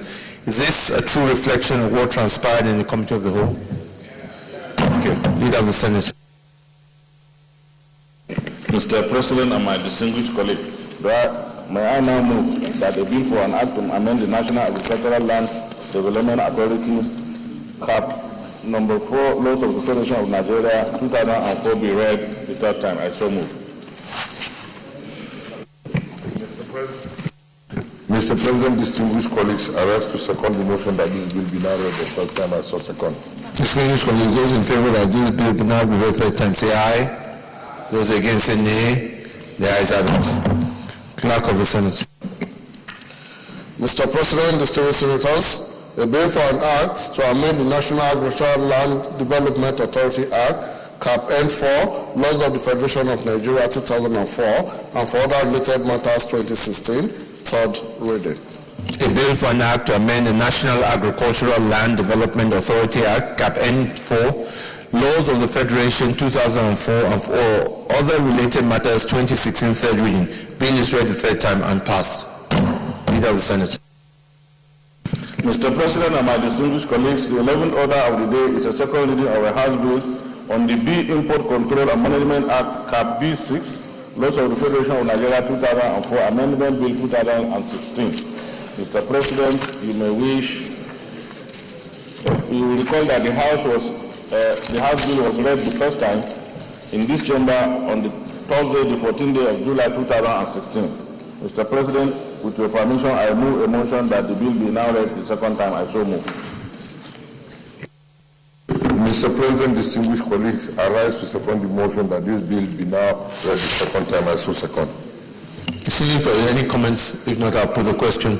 Those in favor that the bill be now read the second time say aye. Those against say nay. The ayes have it. Clerk of the Senate. Mr. President, distinguished senators, a bill for an act to amend the Bee Import Control and Management Act, CAB B6, Laws of the Federation of Nigeria 2004, to review provisions and compensation in order to make the act more effective and for other related matters 2016, second reading. A bill for an act to amend the Import Control and Management Act, Cap B6, Laws of the Federation of Nigeria 2004, to review provisions and compensation in order to make the act more effective and for other related matters 2016, second reading. Leader of the Senate. Mr. President and my distinguished colleagues, this is equally a very straightforward bill.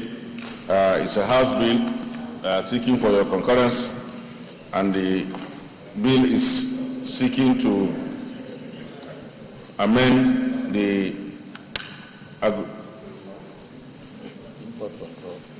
import control, sorry. So amend the import control and then to give it more effective or other related matters 2016. I therefore crave your indulgence. I will revert to the committee of the whole for the purpose of considering the bill clause by clause. I so move. Mr. President, distinguished colleagues, I rise to second the motion that we will go into the committee of the whole to consider this bill clause by clause. I so second.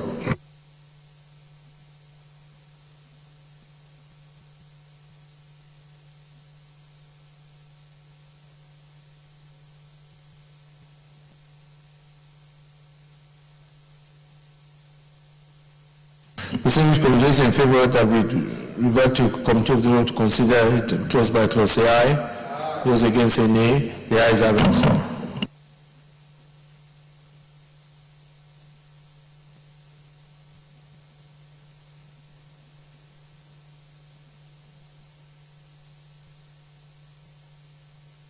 Distinguished colleagues, there are three clauses here. Page 1, clause 1 and 2. Those in favor that clause 1 and 2 stands part of the bill, say aye. Those against, say nay. The ayes have it. Page 2, clause 3. Those in favor that clause 3 stands part of the bill, say aye. Those against, say nay. The ayes have it. Those in short title, those in favor that short title, which is clause 4 on page 3, stands part of the bill, say aye.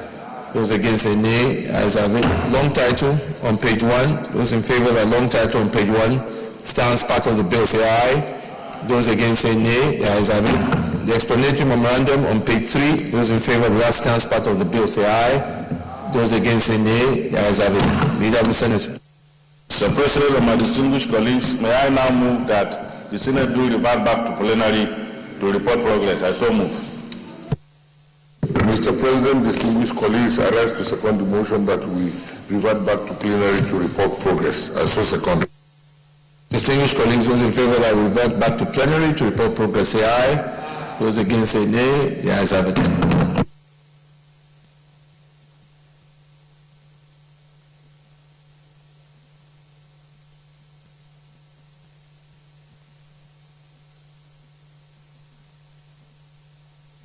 Distinguished colleagues, the Senate and the Committee of the Whole consider the report on the B Import Control and Management Act B6 LFN 2004 Amendment Bill 2016 and approved as follows. Clause 1 to 6 as recommended, short title as recommended, long title as recommended. Is this a true reflection of what transpired in Committee of the Whole? Thank you. Leader of the Senate. Mr. President and my distinguished colleague, may I now move that the B Import Control and Management Act of B6 Law of Regulation 2004 Amendment Bill 2016 be now read the third time. I so move.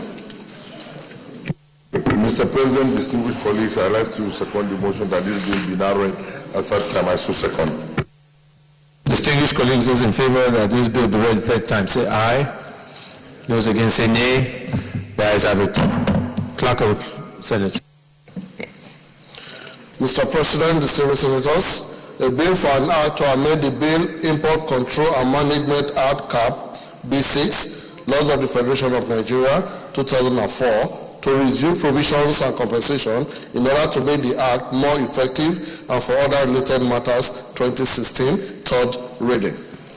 A bill for an act to amend the B Import Control and Management Act (CAP) B6 Laws of the Federation of Nigeria 2004 to review provisions and compensation in order to make the act more effective and for other related matters 2016 third reading. Bill read the third time and passed. Leader of the Senate. Mr. President and my distinguished colleagues, the 12th order of the day is the second reading of a House bill on the Agricultural and Rural Management Training Act (CAP) A10 Laws of the Federation 2004 Amendment Bill 2016. The single senators will recall that the House bill was read the first time in this chamber on Thursday, the 14th day of July 2016. Mr. President, with your permission, I move that the bill be now read the second time in this chamber. So moved. Mr. President, distinguished colleagues, I rise to second the motion that this bill be now read a second time. I so second. Leader of the Senate, lead the bill. Mr. President, this is a House bill, and my distinguished colleagues, I crave your indulgence to support this bill in view of the fact that it is a House bill, and it was laid on the floor of the Senate on the 14th day of July 2016. What the bill seeks to do is to amend the Agricultural and Rural Management Training Act, CAP 810 Laws of Regulation, to align it with present realities by allowing other federal universities to participate in the board. And this is to make the entire process and then the shift and emphasis placed by government on agriculture as a second source of revenue earning sector of our economy and to feed our teeming population. I therefore crave the indulgence and urge my colleagues to support the second reading of this bill. I so move. Any comments? No comments. I put the question. Those in favor that this bill be now read the second time, say aye. Those against, say nay. The ayes have it. Clerk of the Senate. Mr. President, distinguished senators, a bill for an act to amend the Agricultural and Rural Management Training Institute Act, CAP 810, Laws of the Federation of Nigeria, 2004, to allow other federal universities to participate on the board of the institute and for other related matters, 2016, second reading. A bill for an act to amend the Agricultural and Rural Management Training Institute Act, CAP 810, Laws of the Federation of Nigeria, 2004, to allow other federal universities participate on the board of the institute and for other related matters, 2016, second reading. Leader of the Senate. Mr. President and my distinguished colleagues, in view of the fact that the bill has been read the second time, can I now crave your indulgence to enable me use Order 8.1 and Rule 1 to move a motion that the bill be committed to the Committee of the Whole for close-by-close consideration. I so move, Mr. President. Mr. President, distinguished colleagues, I rise to second the motion that we go into the Committee of the Whole to consider this bill close by close. I so second. Distinguished colleagues, those in favor that we do resolve to come to the Whole, consider this bill close by close, say aye. Those against, say nay. The ayes have it.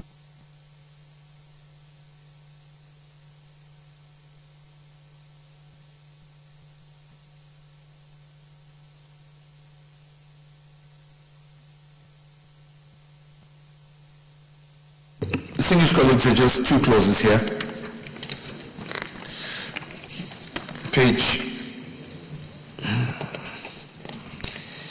Page 1, clause, those in favor of clause 1 and 2 on page 1 stands part of the bill, say aye. Those against, say nay. The ayes have it. Page 2, those in favor of the short title, clause 3 on page 2 stands part of the bill, say aye. Those against, say nay. The ayes have it. Long title on page 1, those in favor of the long title on page 1 stands part of the bill, say aye. Those against, say nay. The ayes have it. Explanatory memorandum on page 2, those in favor of that stands part of the bill, say aye. Those against, say nay. The ayes have it. Leader of the Senate. Mr. President, I move that the Senate bill revert back to plenary to report progress.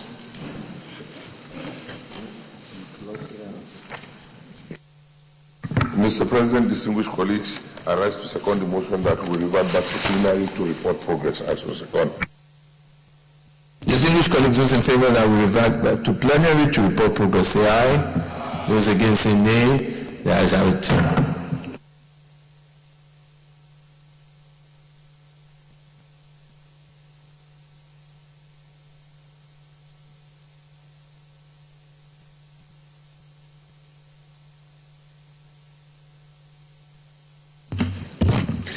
Distinguished colleagues, the Senate and the Committee of the Whole consider the report on Agriculture and Rural Management Training Act, CAP 810, LFN 2004, Amendment Bill 2016, and approved as follows. Clause 1 to 2 as recommended, short title as recommended, long title as recommended. Is this a true reflection of what transpired in the Committee of the Whole? Leader of the Senate.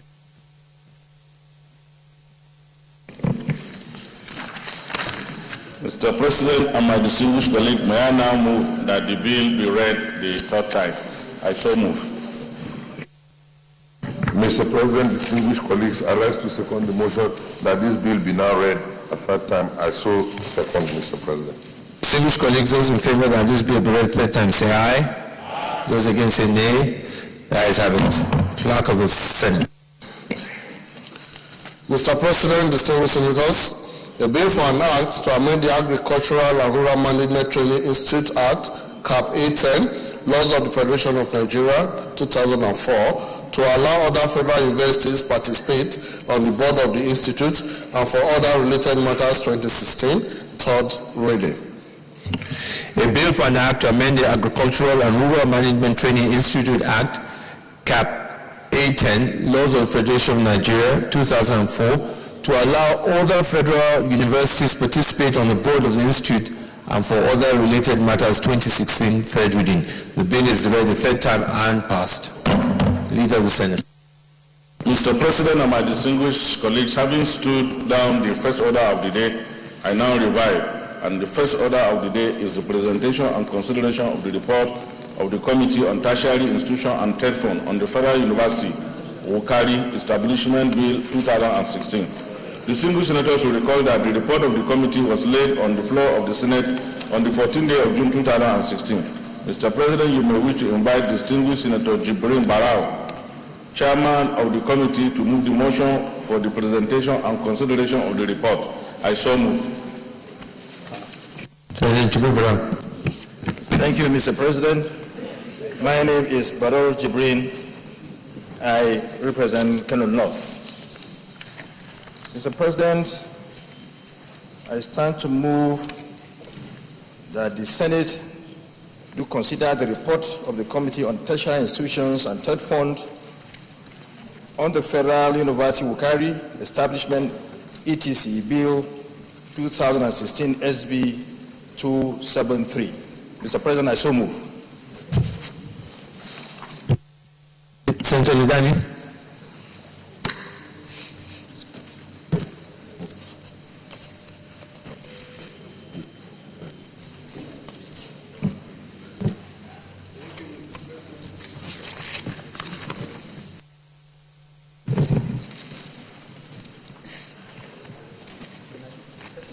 See, come and use this. Come and use this. Thank you, Mr. President. My name is Joshua Lidani, representing Gombe South. I rise to second the motion that the report on the bill for an act to establish the Federal University of Wukari and to make comprehensive provisions for its due management and administration and other related matters be considered. I so second. Distinguished colleagues, those in favor that the Senate do consider a report on the Committee on the Tertiary Institutions and Third Fund on the Federal University Wukari Establishment, etc. Bill 2016. Those in favor say aye. Those against say nay. The ayes have it.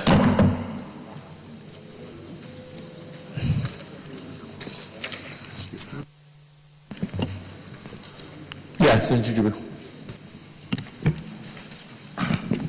Mr. President, distinguished colleagues, you may wish to recall that the Senate at the sitting on Wednesday, 18th May 2016, referred the above bill or referred the bill to the Committee on Tertiary Institutions and Third Fund for further legislative input.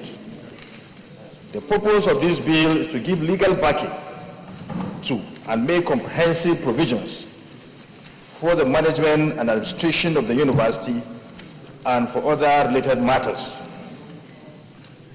Mr. President, the university was established in 2011 to meet the yearnings of the Nigerian state and the immediate communities in providing the needed education to our deserving citizens. Mr. President, you may wish to note that the university is fully operational, but without enabling law. The bill was passed in the 7th Senate, was not assented to by the then President of the Federal Republic of Nigeria.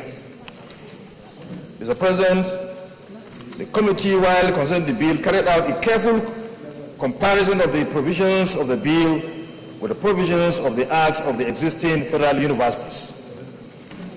The committee found the contents and structures of the bill to be the same with those of the existing federal universities. Mr. President, distinguished colleagues, the committee recommends as follows: that section 1 to 26 should be retained as in the bill.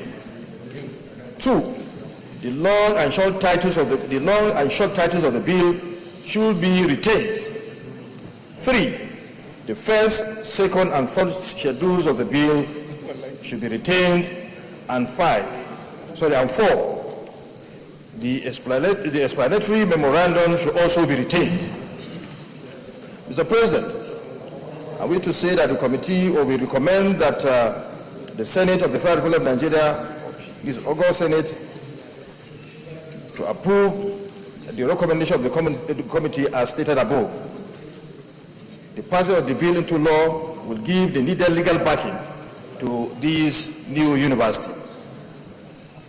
Finally, the committee wishes to express its profound gratitude to the entire Senate for its usual cooperation. Thank you, Mr. President. Very well, thank you. State Leader.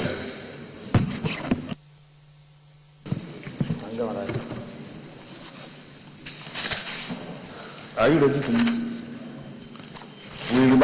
may I now move that we revert to the committee of the vote to consider the report of the committee? I so move, sir. All right. Mr. President, distinguished colleagues, I second the motion that we report into a committee of the whole to consider the bill clause by clause. I so second. Yes, Senator. Mr. President, I apologize. Since this is a report, distinguished senators may have one comment or the other, and I move to the second thing, which shorten the iron. No, we'll do that when we get to the committee of the whole. Yeah.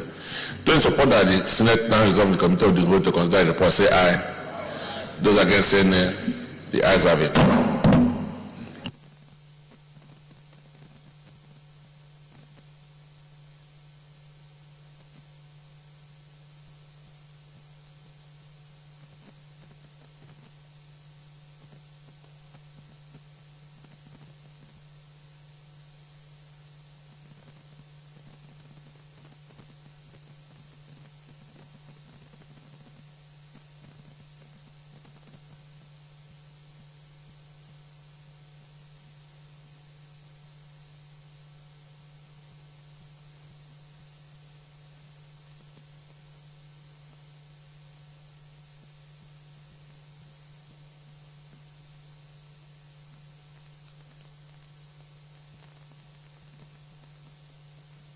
Yes, comments? Yes, Ahmed.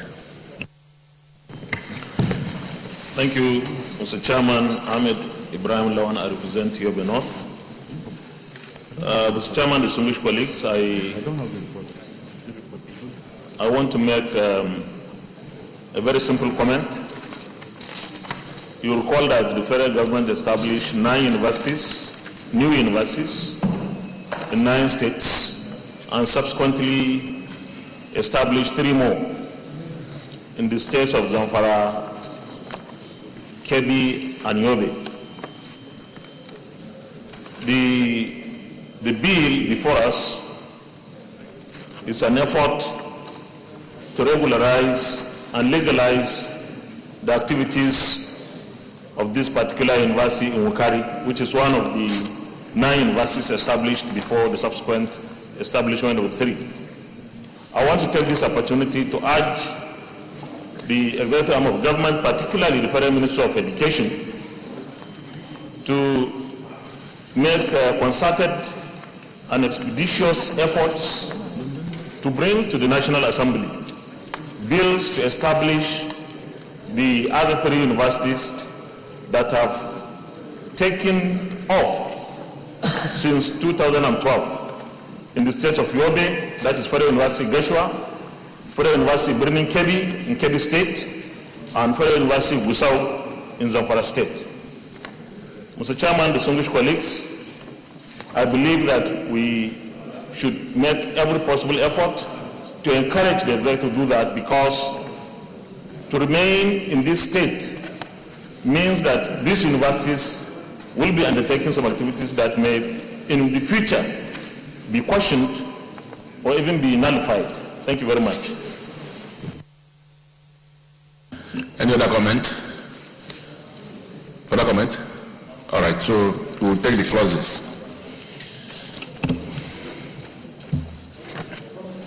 All right, Joshua. Thank you, Mr. President. My name is Joshua Bidan. I really want to know what is the actual name. Is it Federal University of Bukari or Federal University of Bukari? Which is the correct name? Is it Federal University of Bukari or Federal University of Bukari?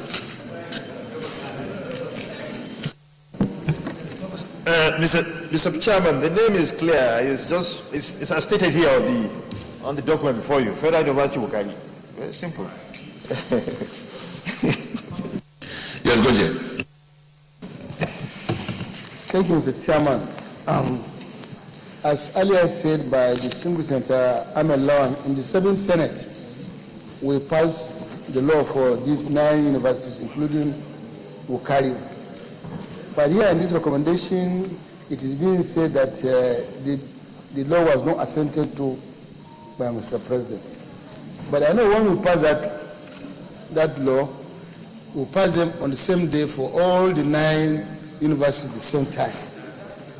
I want to ask whether the other 8 have been assented to. Is only this one that has been singled out by Mr. President and was not assented to, or are we now treating them singly, one by one? Because so far, from the beginning of the process, up to the end, all these 9 universities were treated at the same time. So why are we now singling out Okari and treated differently? Have the others been assented to? And if they are not assented to, then we should call back and then treat them all at the same time. I'm aware that few of them were assented to, but not all of them. Only this one. Okay, I think it's only this one. I said this is the only one remaining. That's what I've been told. Okay, so that's fine. Any other comment? Yes, Emmanuel. Mr. President, distinguished colleagues, I'm Emmanuel Boacha, I represent Taraba South. Mr. President, my own is simply to appreciate the leadership of this Senate, my colleagues, the other senators, for listening to us. Because like my colleague observed, this bill was actually passed in the 7th Senate. The mystery surrounding its disappearance became a very huge concern to my constituent because the university is located in my senatorial district. And that is why we have to expeditiously move to ensure that we get it passed and give it a legality. I haven't done this. I saw the zeal in my colleagues to see that the bill is moved expeditiously to this stage. So I'm very, very happy. I want to appreciate you all. Thank you very much. Better save the time so that I can pass it. We will keep talking and then we'll be able to pass it again. So let's move. Distinguished colleagues, most of the clauses are already retained, so we'll move as fast as we can. Clauses 1, 2, 3, 4, 5. Those in support that clause 1 to 5 stand part of the bill, say aye. Those against saying the ayes have it. Clause 5, 6, 7, 8, 9, 10. Those in support that clauses 6 to 10 stand part of the bill, say aye. Those against saying the ayes have it. Clause 11, 12, 13, 14, 15. Those in support that this clause is stand part of the bill, say aye. Those against saying the ayes have it. Clause 16, 17, 18, 19, 20. Those support that this clause is stand part of the bill, say aye. Those against saying the ayes have it. Clause 21, 22, 23, 24, 25. Those in support that clause 20 to 25 stand part of the bill, say aye. Those against saying the ayes have it. Clause 26. Those support that clause 26 stand part of the bill, say aye. Those against say nay. The ayes have it. Clause 27, this is the short title. Those in support that clause 27 start part of the bill say aye. Those against say nay. The ayes have it. First schedule, section 1, 2, 3, 4, 5, 6, 7, 8, 9. Yes. Those who support that sections 1 to 9 of the first schedule start part of the bill say aye. Those against say nay. The ayes have it. Second schedule, those support that sections 1, 2, 3, 4, 5, 6 of this second schedule stand part of the bill say aye. Those against say nay. The ayes have it. Third schedule, section 1, 2, 3, 4, 5, 6, 7, 8, 9, 10, 11, 12. Those support that sections 1 to 12 of the test schedule start part of the bill say aye. Those against say nay. The ayes have it. Explanatory memorandum. Those support that explanatory memorandum start part of the bill say aye. Those against say nay. The ayes have it. Long title. Those support that long title start part of the bill say aye. Those against say nay. The ayes have it. Still leader.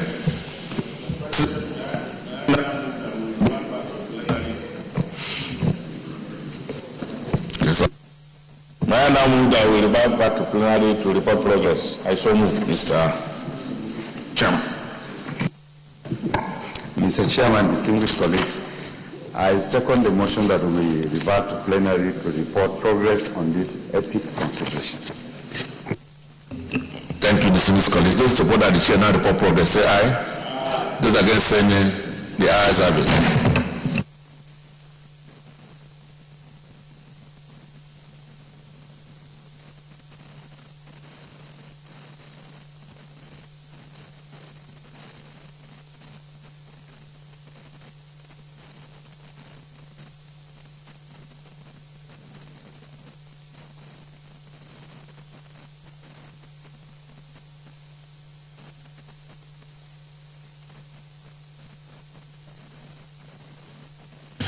Distinguished colleagues, the Senate, the Committee of the Whole considered the report of the Committee on Tertiary Institutions and Third Fund on the Federal University will carry establishment, etc. Bill 2016 and approved as follows.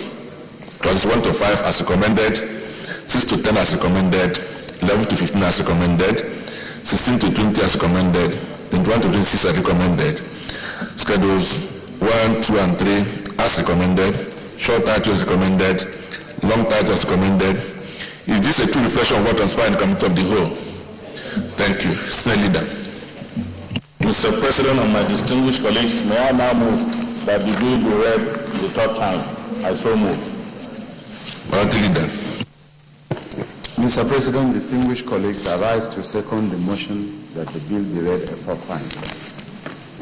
Dear colleagues, don't support that this bill now be read third time. Say aye. Those against say nay. The ayes have it. Clerk of Senate.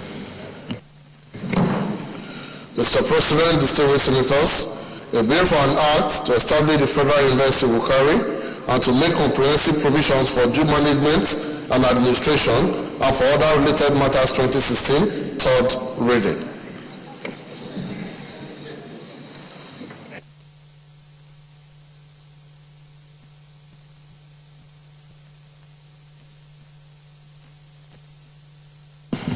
Dear colleagues, a bill for an act to establish the Federal University will carry and to make comprehensive provisions for due management and administration and for other matters, other related matters 2016. They have been taken and passed.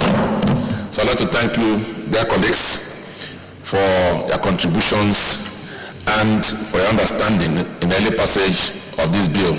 As been said, this bill was passed before and could not be assented to by the last president. So I'm happy that it's back. We just do hope that now have given the university the required legal status, that the president will assent to it expeditiously, so that whatever is going on in that institution will have the force of law.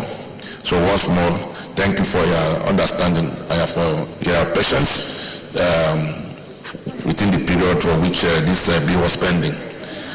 So we thank you for the contributions. Congratulations to the Ukari people and to Buacha. Thank you. Sir Leader. Mr. President and my distinguished colleague, having earlier stood down the fourth order of the day, I now seek for your indulgence to mention the fourth order of the day, which is the second reading of the Nigerian Ports and Harbours Authority Act Amendment in 2016. Mr. President, you will recall that the bill was read in the chamber for the first time on the 26th day of May 2016. Mr. President, you may wish to invite distinguished Senator Andy Uba to move the motion for the bill to be read the second time. I so move. Senator Andy Uba. Mr. President, most distinguished colleagues, my name is Senator Andy Uba, representing Anambra South Senatorial Zone. Mr. President, distinguished colleagues, I rise to lead the debate on this very important bill, which seeks to repeal the Nigerian Ports Authority Act, Cap 126, LFM 2004, and to establish the Nigerian Ports and Harbours Authority to provide for the ownership, management, and development of ports and harbours in Nigeria. The bill was read for the first time in this hallowed chamber on Thursday, 26th of May 2016. Mr. President and distinguished colleagues, the central theme of this very significant bill revolves around the efficient and more profitable management of the Nigerian maritime space, as enunciated in Section 1, Subsection 1, Paragraph A to D of the proposed bill. The bill provides an appropriate institutional framework for the ownership, management, operation, development, and control of ports and harbours in a bid to ensure the integrity, efficiency, safety of the ports based on the principles of accountability, competition, fairness, and transparency. Mr. President, the bill also encourages greater private sector participation in the maritime industry through avenues for private investment in port infrastructure, provision of port services and facilities. Mr. President, it is also within the intent of this bill to promote and safeguard Nigeria's competitiveness and trade objectives in the pursuit of driving this sector of Nigeria's economy to maximal profitability and stability. Mr. President, distinguished colleagues, it is noteworthy that our neighbor country, Ghana, has since established its own version of the Ports and Harbours Authority, and the authority has embarked on reforms which have tremendously enhanced trade and other meaningful economic exchanges within the West African sub-region. This is made possible through the electronic data interchange system, the automation of the port, electronic surveillance system, the development of technology in cargo handling, various expansion works, and overall security of the various ports in Ghana. The enactment of this very important bill into law will transform this critical sector of the economy and as well promote internal and international trade. It will give the proposed authority the requisite regulatory powers to manage and develop ports and harbours in Nigeria by providing adequate enabling environment for the private sector to operate as against the extant requirements in the Principal Act, which merely mandates the authority to provide services as an operator. Mr. President, distinguished colleagues, I wish to buttress the fact that the private investment quotient of this bill is also aimed at job creation, efficiency, productivity, and improved service delivery, thereby building healthy competitiveness in the sector. It therefore goes without saying that this public-private partnership will engender increased seaport capacity and productivity, reduce congestion at the ship-to-shore interface, reduce city congestion, lower environmental impact, improve asset utilization for the port, road and railway transport providers, improve transport productivity, intermodal capacity and lower transport costs, improve hinterland access, enhance competition between rail and road transport, improve land use planning, among several other benefits. In conclusion, Mr. President, distinguished colleagues, I am confident, however, that this investment of time and resources in the creation of the Nigerian Ports and Harbour Authority, if approved, will in no distant future be a major driver for the recapitalization of the Nigerian economy, particularly in its quest to transmit from a mono-sectorial to a multi-sectorial economy. Mr. President, distinguished colleagues, I wish to state that there is no financial implication to this bill, as all the operational structures are already in place. Since the proposed Nigerian Ports and Harbour Authority seeks to take on the responsibilities of the current-day Nigerian Ports Authority, I therefore call on you, Mr. President, my respected colleagues, to give this bill the support it deserves. Thank you very much, Mr. President. Distinguished colleagues, you all recollect that in our debate on moving the economy forward and addressing the recession, I listed a number of bills on our part that we needed to pass as our own contribution in trying to get the economy right. And one of those priority bills, there are 11 of them, and one of them is the Sports Harbour Bill. And I felt that it is in good spirit, or that we're just not talking the talk, we'll start taking action on our priority bills, that this matter should come for debate. So if anybody has any comments, any particular objection, then we take it. If not, I'll put the question. Senator Daniel. Thank you, Mr. President. My name is Joshua Lidani, representing Gombe South. I rise to second the motion that this bill be read the second time. It's a known fact that the extant law on the Ports Authority has outlived its usefulness. Technology has advanced so much that some of the provisions of that law are now obsolete. So there is a need for a new law to take into account the present changes in technology and also to revolutionize the operations of the harbour. As pointed out by my colleague in this debate, Ghana has a similar bill which has presently boosted the activities of the ports in Ghana. And if we want Nigeria to be the hub of maritime activities in the West African coast, there's a need for us to have an enabling bill that will take care of all these circumstances. So I would like to support that this bill be read for the second time and it be given accelerated hearing. Thank you very much.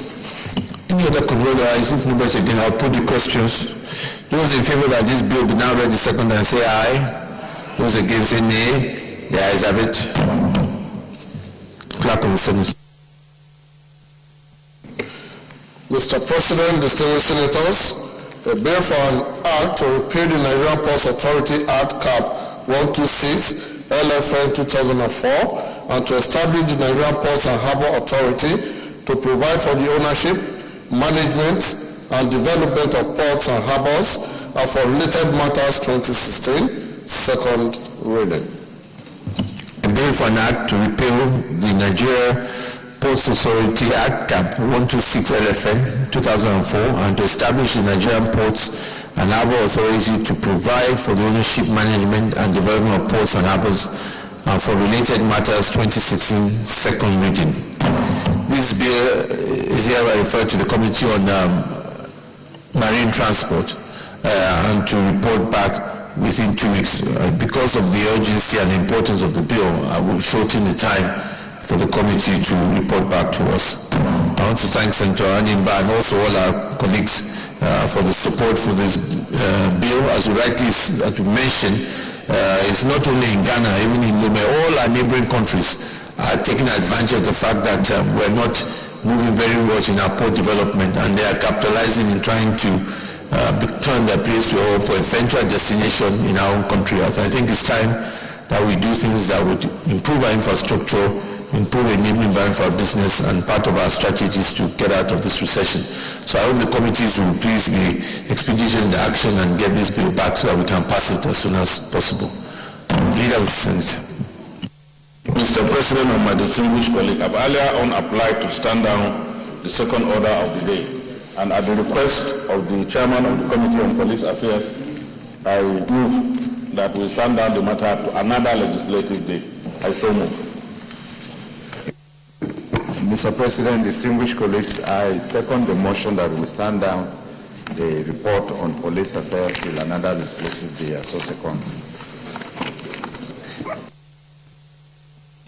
Distinguished colleagues, those in favor of the motion, I will stand on the item to another legislative day, say aye. Those against, say nay. The ayes have it. Leader of the Senate.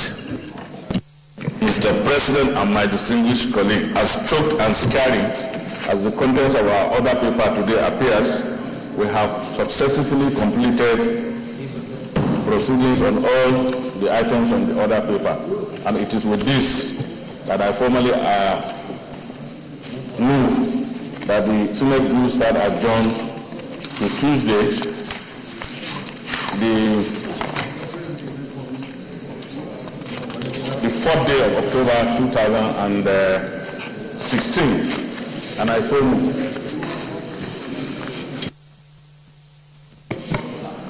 Mr. President, distinguished colleagues, I rise to second the motion that the Senate do adjourn till 4th of October 2016.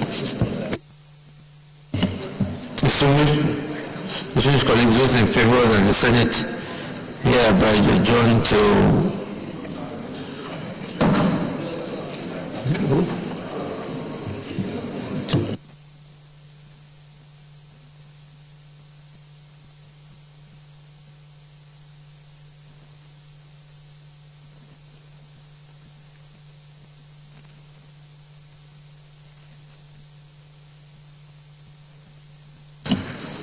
distinguished colleagues, before I just take that motion to adjournment, I just want to also use this opportunity because the motion here is seeking for us to adjourn to the 4th of October, which means that we're going to, next time we will have come back, we'll have said Nigeria will have celebrated Independence Day.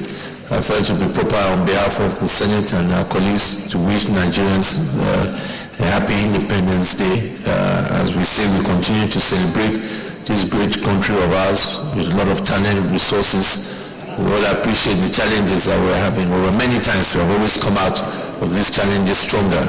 And I think that we should use this year's celebration to continue to pray for this great country, unity, inclusion, and commitment, to make it a better place for all of us. Once again, for all the Nigerians who are continuing to believe in the leaders, we congratulate you and ensure that we will do our best to live up to their expectation. So distinguished colleagues, I now put that question. Those that favor that the Senate hereby adjourn to 4th of October 2016, 10 a.m. from say aye. Those against say nay. The ayes have it. The Senate is hereby adjourned to 4th October 2016, 10 a.m. prompt.